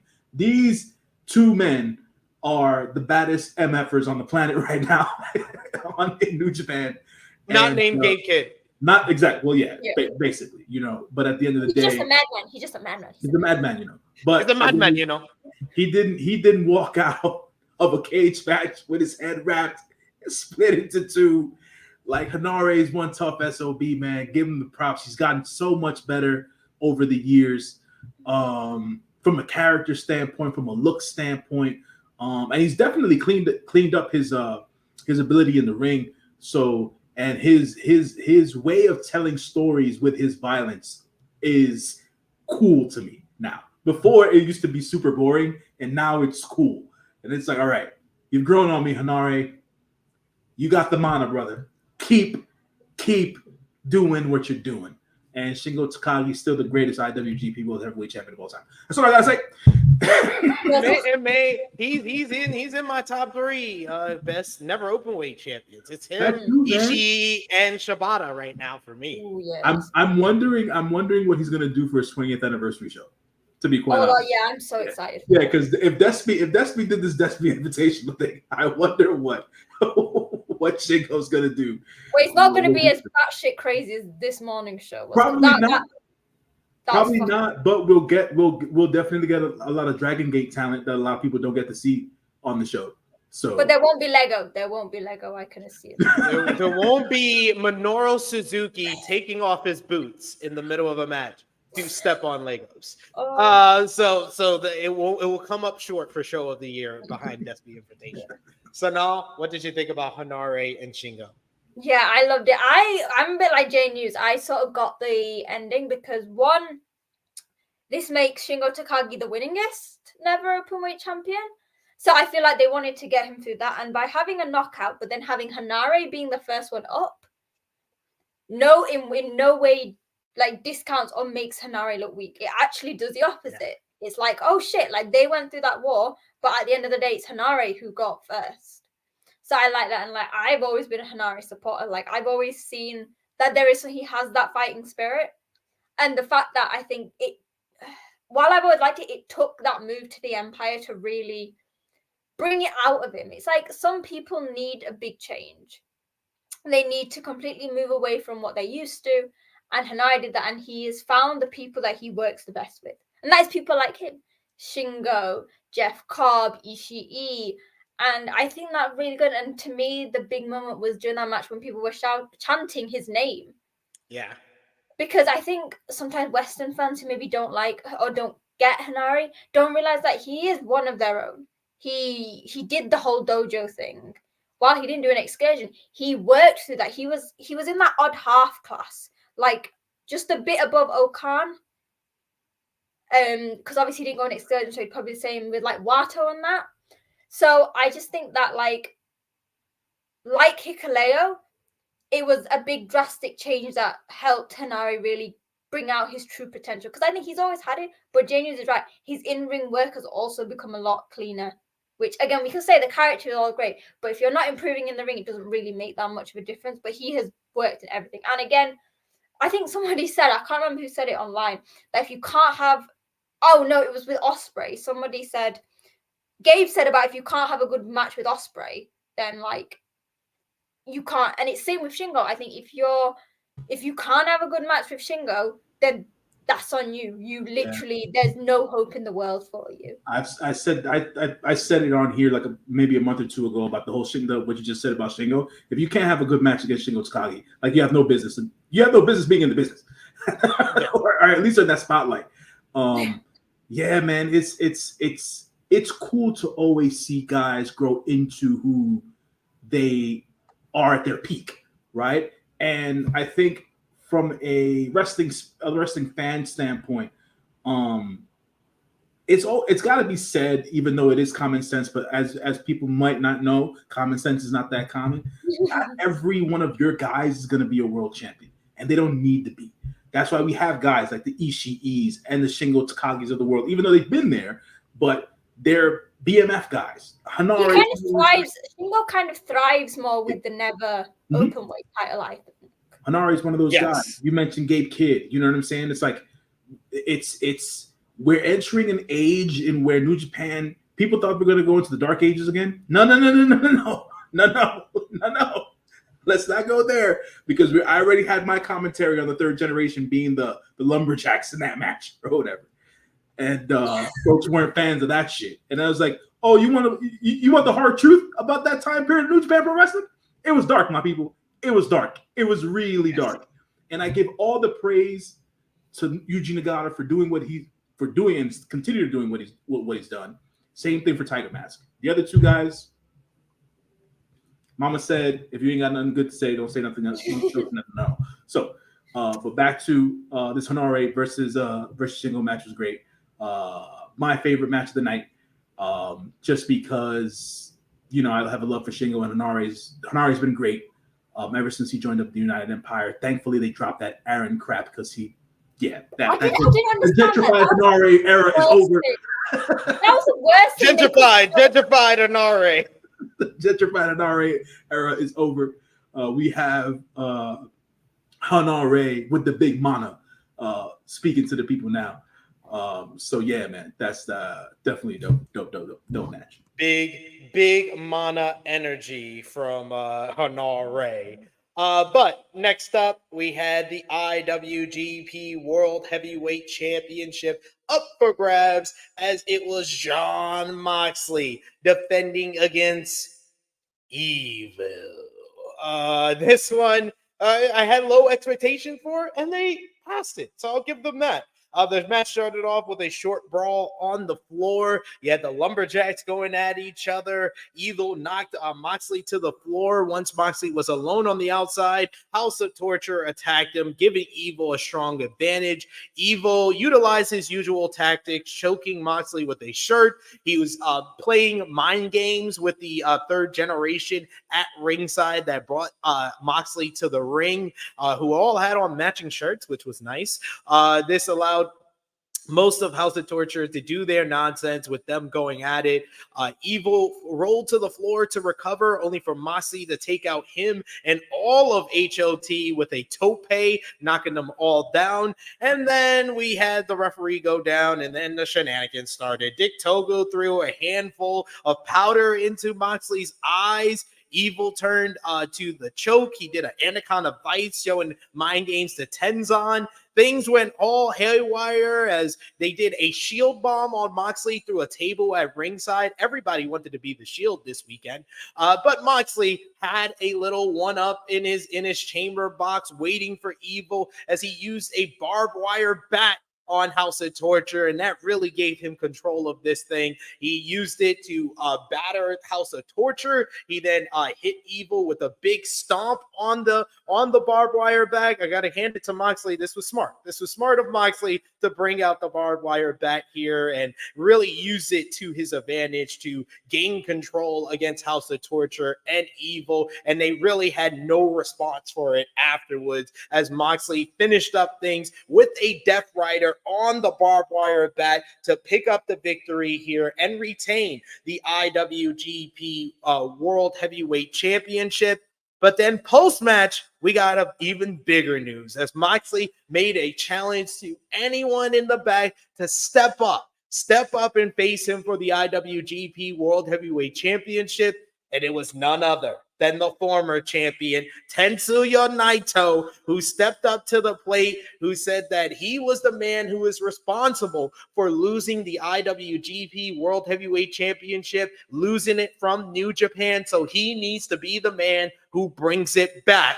And he challenges Moxley for Forbidden Door. So man, oh man, the lineup for Forbidden Door is stacked. The two world title matches with Swerve Strickland versus Will Ospreay, as well as Jon Moxley versus Tetsuya Naito. Those are two huge main event matches. And then you also got Mina Shirakawa versus Timeless Toni Storm for the AEW Women's World Championship. You got title for title, TBS title versus NJPW Strong Women's Championship with Mercedes Moné versus Stephanie Becker. You even have Zack Sabre Jr., who challenged Freshly Squeezed Orange Bollocks aka Orange Cassidy, as he calls him.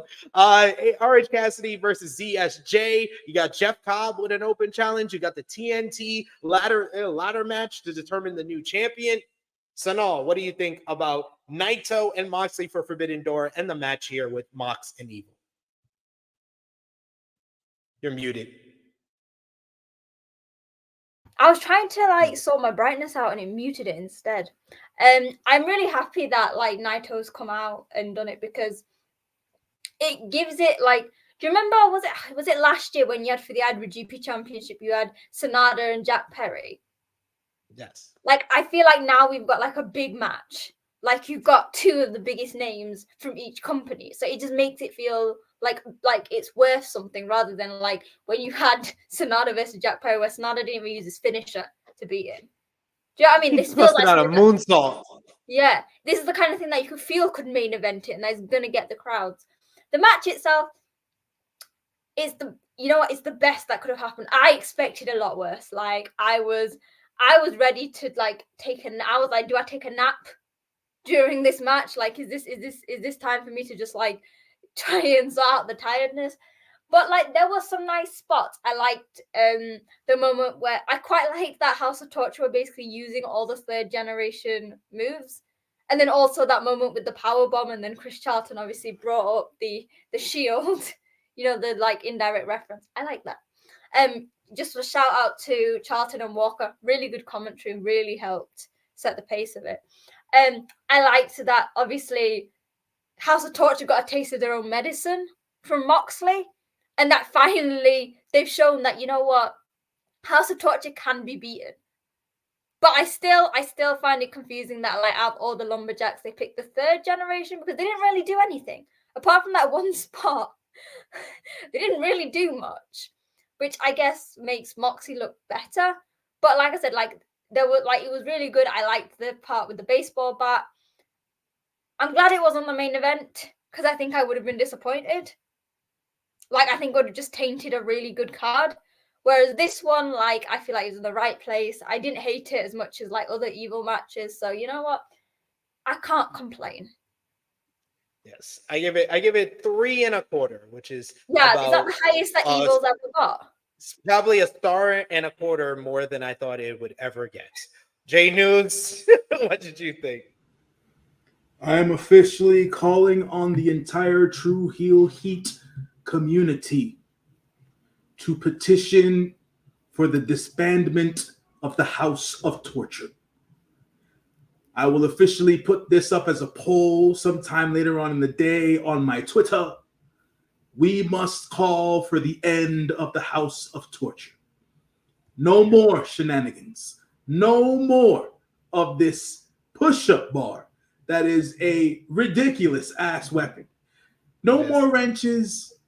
No more calling for the fences with the chair around the head, because that can be a really, really dangerous shot at times. No more House of Torture. Just no more. For the match's sake, to Sonal's point, this was actually much better than what I expected it to be. Secondarily, Mox was being cheered by the crowd in Osaka. People have had this issue, this whole, well, he's an AEW talent. Why is he the IWGP World Heavyweight Champion? Don't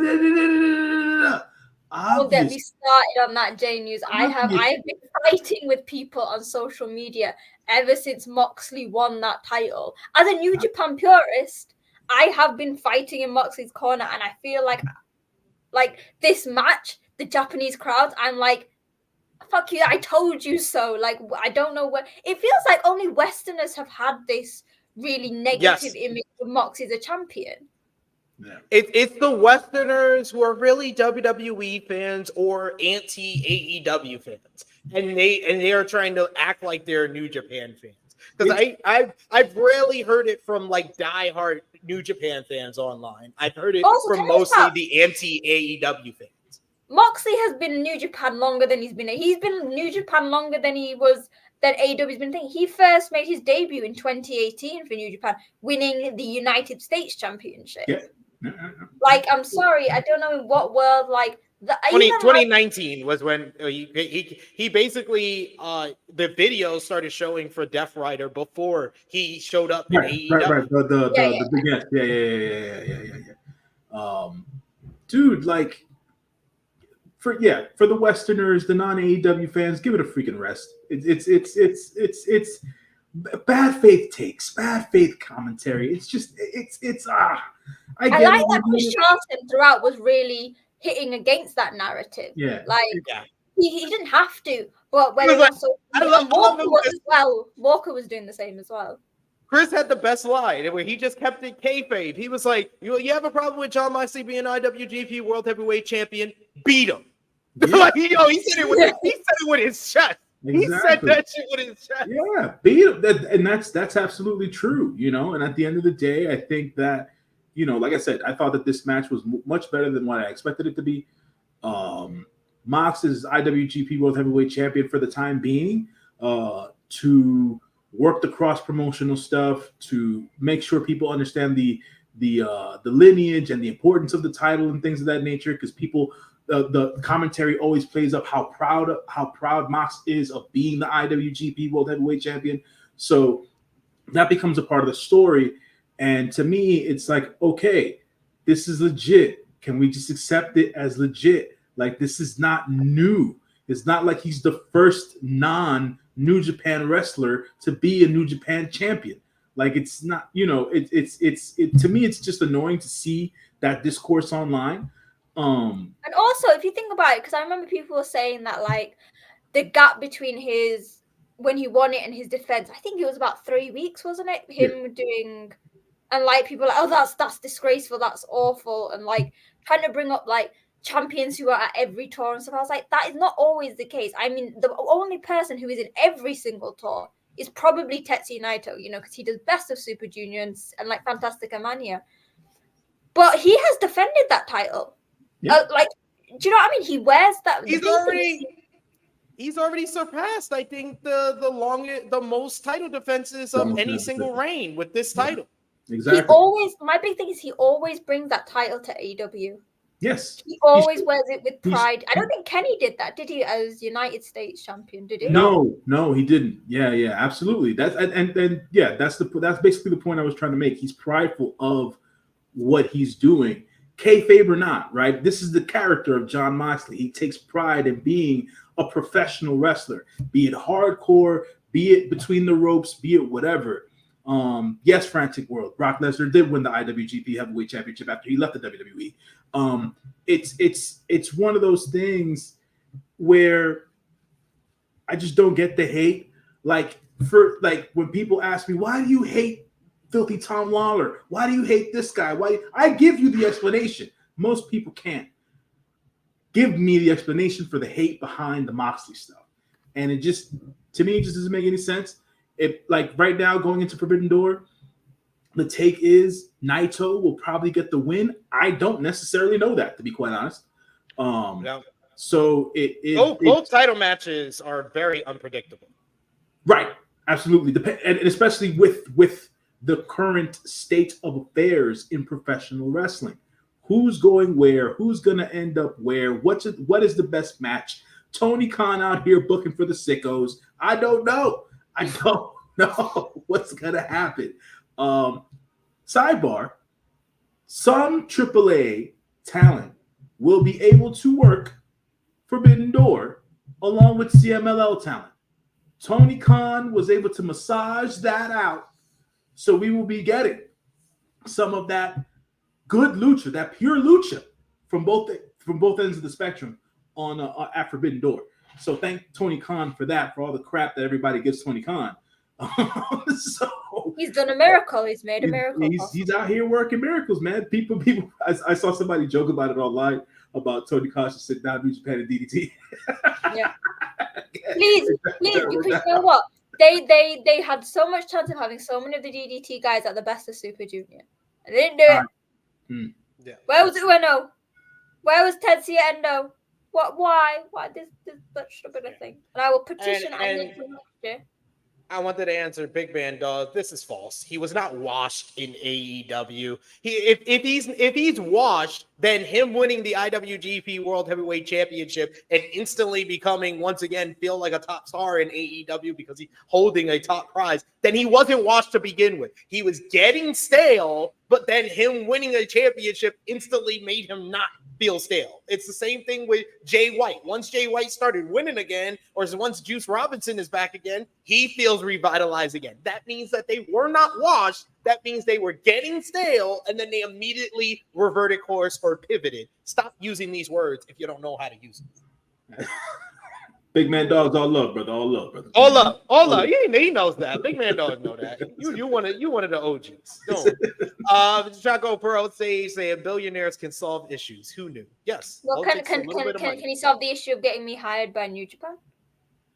Well, first of all, because we're on tag him on social media. We're on the match. I thought that the freaking spray paint bit with the owner of New Japan was fucking mad excessive. What was that? I quite liked it. It lasted way longer than it needed to. I thought it was really random. I thought, you know what? No, to be fair, that did worry me. After that happened, I was like, shit, this match is going to be awful. So I kind of like it now in hindsight that actually it was really shit, but it didn't, the match itself wasn't that shit. So I'll take that. Hey, take the give and the take. Anyways, give and take. Also, can I point out one of my favorite bits of Marty Asami trying to hit Evil and then ending up hitting Moxley instead? How did they let Marty Asami get a shot on John Moxley? How did that even happen? I love Marty. Y'all are trying to remind me of the stuff I didn't like about this match. Are y'all really trying? Are y'all really Marty doing this Asami right now? giving him a chance to shine, you know. Well, I got to go to work soon, so let's finish this show off. The main event, it was Best of Super Juniors 31 final. El Desperado 1-on-1 with Taiji Ishimori.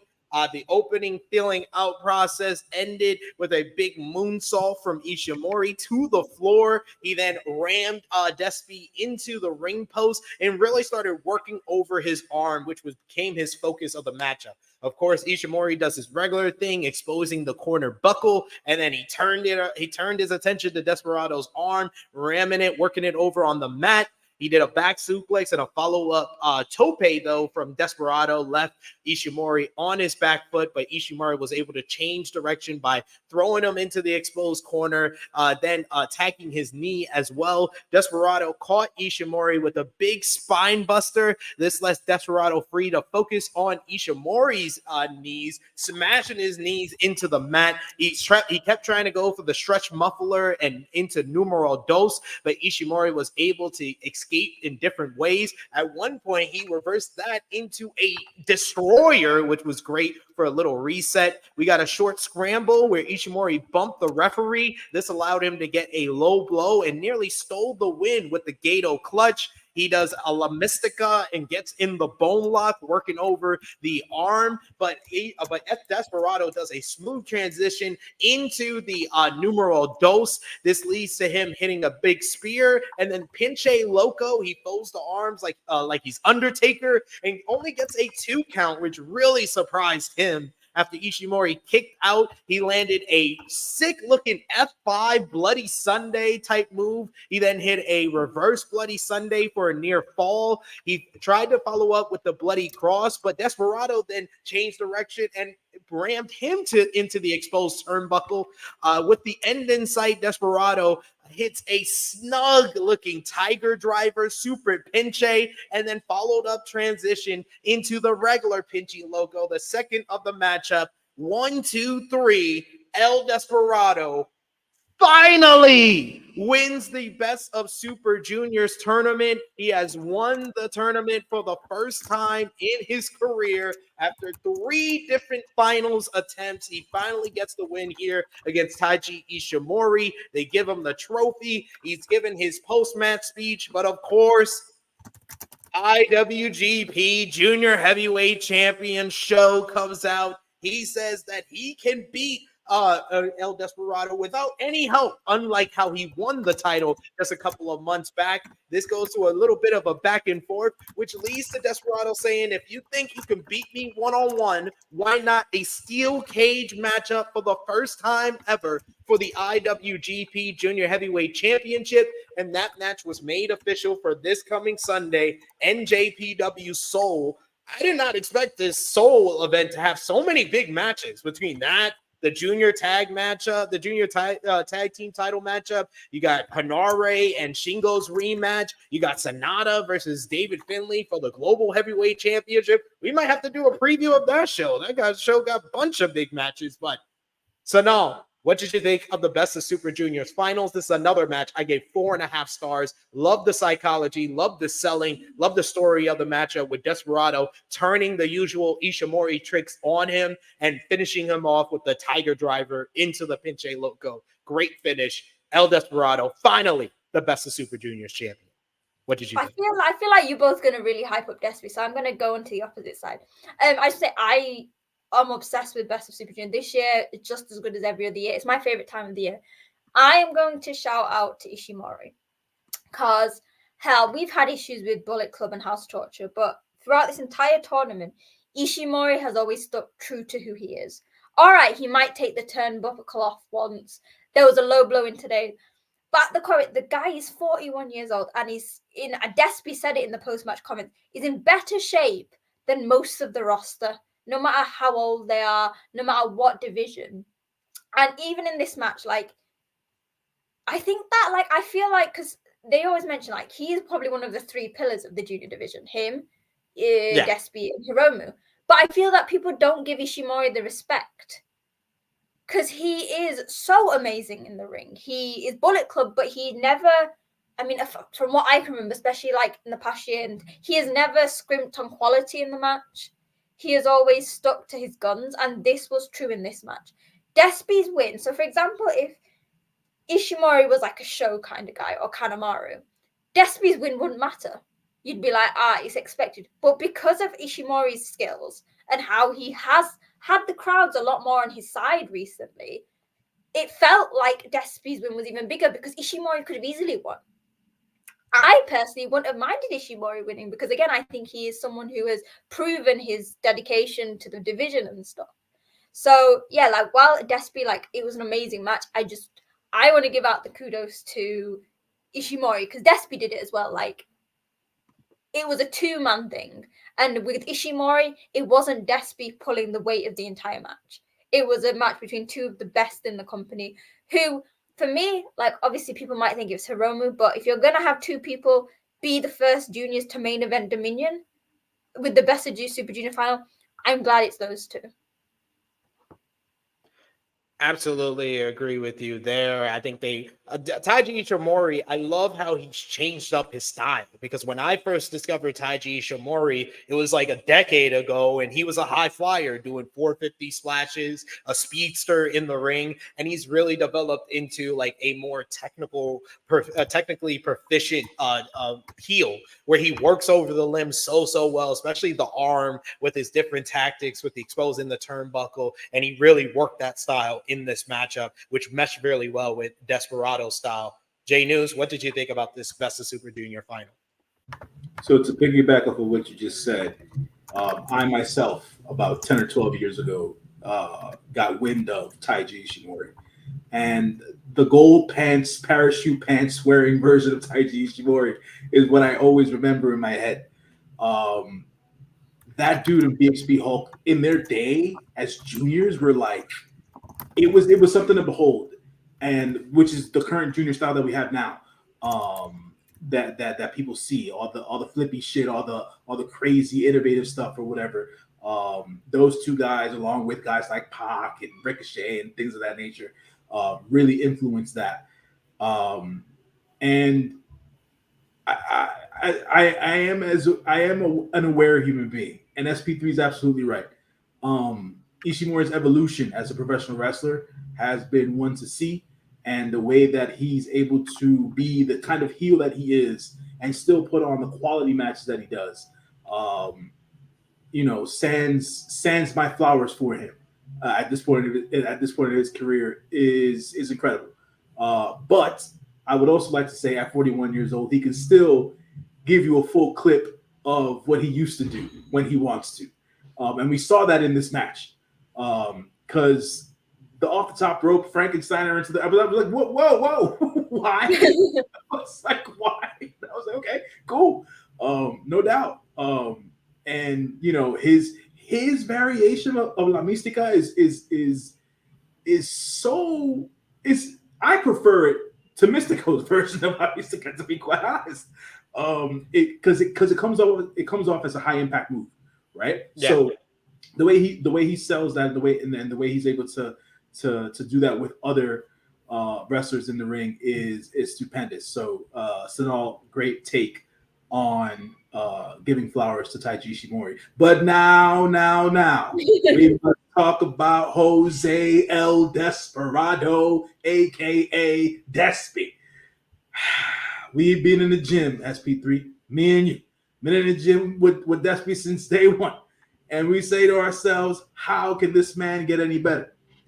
My favorite match till this day will forever be, and people don't like to talk about pandemic wrestling, that was the best pandemic match of all time.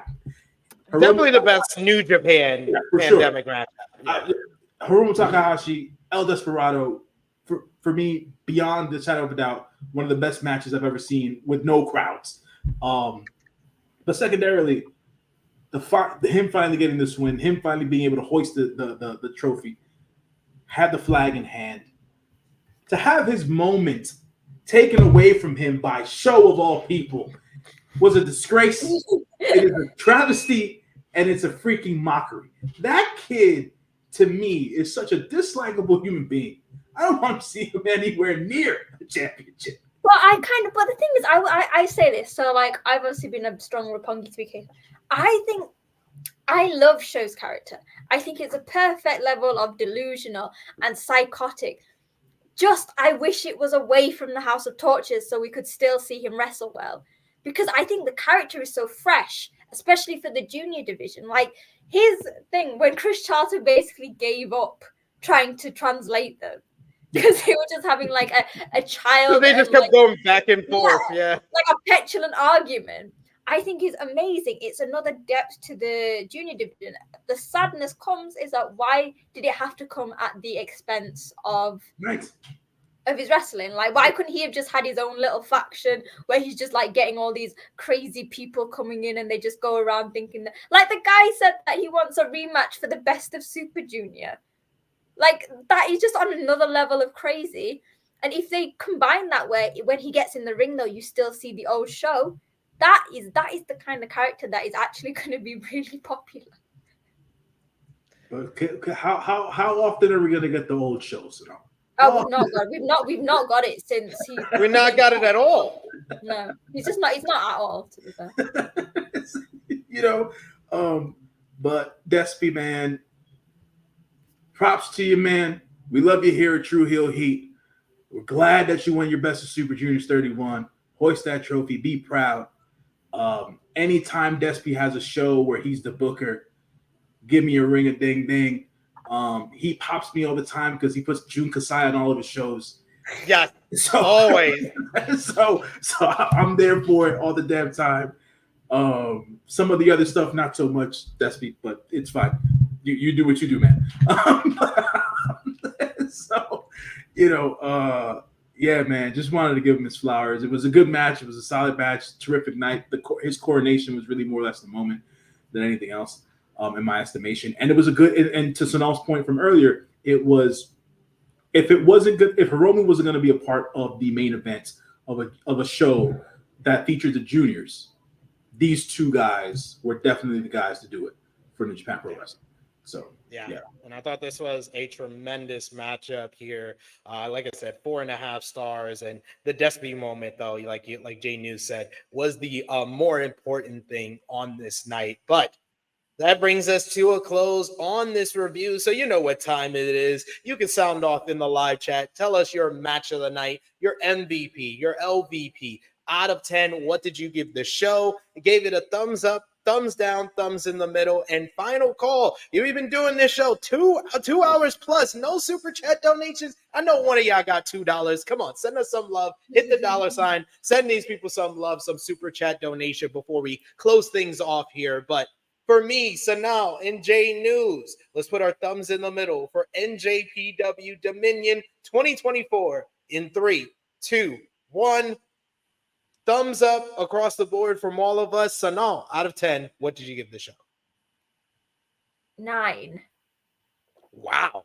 9, just because I think it is just what's been going on the past few months, the inconsistency. This match, like, even the Evil match wasn't awful.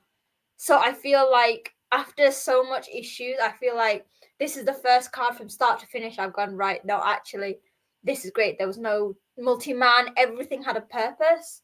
And I liked all the decisions. I think all the decisions were right. I'm going to go 8 out of 10. I'll go 8 out of 10. Really, really good show. Borderline great show with the great moment at the end with Despy winning the Best of Super Juniors. J News. I'm with Sonal here, man. I'm giving it a 9 because the story beats meshed very, very well. They're walking into with certain divisions, they're walking into uncharted territories, and into other divisions is just keeping the momentum going. So I like that about what's going on. Is instead of what we were getting in the previous months, which was just a high level of inconsistency and like what the fuck booking. So for now, based off of Dominion, we're on a good path from what it seems. So we'll see what happens and transpires over the tour for the Soul shows, and then going into the G1 and of course Forbidden Door to see who else of the New Japan talent gets spotlighted on Forbidden Door, because not all the matches have been made. So yeah, man, 9 out of 10 for me. It was a very, very, very good show. Nothing slipped. Nothing was bad. Only reason I would say as to why it's not necessarily a 10 out of 10 is because I have to see a freaking push-up bar. I got to see Ren Narita. I got to see Sho Meyer the moment for Desperado at the end of it all. There's also a Dick Togo there as well. Yeah. And Marty Asabi hit John Moxley. I don't know why that needed to happen, and I don't know why y'all keep mentioning it. But my MVP for the show, I'm gonna give it to, of course, El Desperado. Sonal? Taiji Ishimori. I just generally from like the whole tournament stance and like I love Taiji Ishimori. It's great. J News? Ishimori. God, man. El Desperado. My brother. We did it. We did it, man. Finally did it. We finally did it. We finally did it. We've been on this road too long. Desperado, my MVP. J News MVP. Sonal went with Taiji Ishimori. LVP for the show. I mean, House of Torture. I'm just gonna keep it a buck. Sonal. I've got to be specific, Dick Togo. But I did quite like seeing Tiger Mask fly out of the ring. That was cool. That was cool. J News.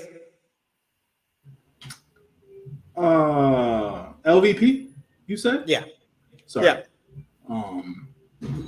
So no, who was your LVP? I'm sorry. Dick Togo. Dick Togo. SP3, yours? House of Torture. House of Torture. Yeah. I feel like I sound like a broken record, don't we? That like every show it's like LVP, House of Torture. I was, you know what? I'm gonna lay off of them because I'm gonna go with the House of Torture as well. Because I was gonna go on another rant tangent. I'm gonna forget that. I'm gonna be a better person at this point. So be a better man. Better man. My match of the night, this was a hard one. Since I gave MVP to Desperado, I will go Jeff Cobb and Tomohiro Ishii for my match of the night. J News? Shit, man. I got Hanari and Shingo, dog. That's fair too. Sonal? Ishii and Cobb. Okay. Sure. So, like I actually did love. I feel bad because I should say like Despy and Ishimori because that was amazing. But there's just something about two big beefy men slapping the shit out of each other that I just can't ignore. That gets there. That puts the blood in your heart. It gets you up. Especially so early in the morning when you need waking Yes. up. That's what you need. That's why it got mounted tonight for me, because it woke me the hell up. But that is the end of our review of NJPW Dominion 2024. I want to thank Sonal, J News, everyone in the chat who's been coming along, giving their opinion, giving their takes on this show. Sonal, you did a review yourself over on your channel. The spotlight is yours. Tell everybody where they could check it out and where they could follow you. Yeah, so you can find me at Sonal's Life on YouTube. So yeah, I posted a video. That's going to be most of the time. If I can watch the live shows and they're on a weekday or something, or a weekend, I will try and get a video up that day. And if you want to stay up to date, make sure you follow me at wrestling_chat, because you can see when I will be doing a video, when I will be here on True Heel Heat. So yeah, make sure to follow me. NJ News, you got a podcast of your own, and well, not a podcast, but you do other content on other wrestling YouTube channels, and you got your blogs. Let everybody know where they can follow you. Yeah, man. You can also check me out on the Workhorse Wrestling Network on the Seeing Stars show. Me and the lovely Dolores every Monday morning breaking down New Japan Pro Wrestling and a bunch of U.S. indies. So check us out there. You can also check me out on the Twitter machine and Instagram at JohnLYFNMG. That's your friendly neighborhood moviegoer. That's where I post up the majority of my movie review blogs and things of that nature via Letterboxd or Rotten Tomatoes coming soon. So check me out there as well. So yeah, that is your good brother J News. Absolutely. And you can follow me on the Twitter machine at TrueHillSP3. Follow the gang, Facebook, Twitter, Instagram, TikTok at True Heel Heat. Best place to support us when we are not live here, patreon.com/True Heel Heat. $3 a month gets you more exclusive content. You can also get your merchandise, ProWrestlingTees.com, ForYourWear.com. Get your True Heel Heat merch. Check out all the great content we got on the channel right now, like True Heel Heat 280. Our flagship podcast with myself and Miss Chrissy Love, talking about this week in wrestling, including Ricochet leaving WWE, possibly making a return to New Japan, it seems now, or to sign up with AEW and rock it out with Will Ospreay. We talked all about that on the flagship, so go over and check it out. And we will not be live here on the channel tomorrow. We will have our regular Raw review shorts that we've been doing over the last couple of weeks here on the channel, as Rated Raw Review will be back next week. But you can join us on True Heel Heat Sports and Entertainment, as we'll be live at 2:05 p.m. Eastern Time with our Power Book 2 Go Season 4 Episode 1 review, myself and Sober Guy JJ. Go over to that channel and subscribe as well. But for Sonal, for J News, it is me, your True Heel Phenom SP3. This has been our NJPW Dominion 2024 review. We are signing off until next time. Let's go. Finally. Speed.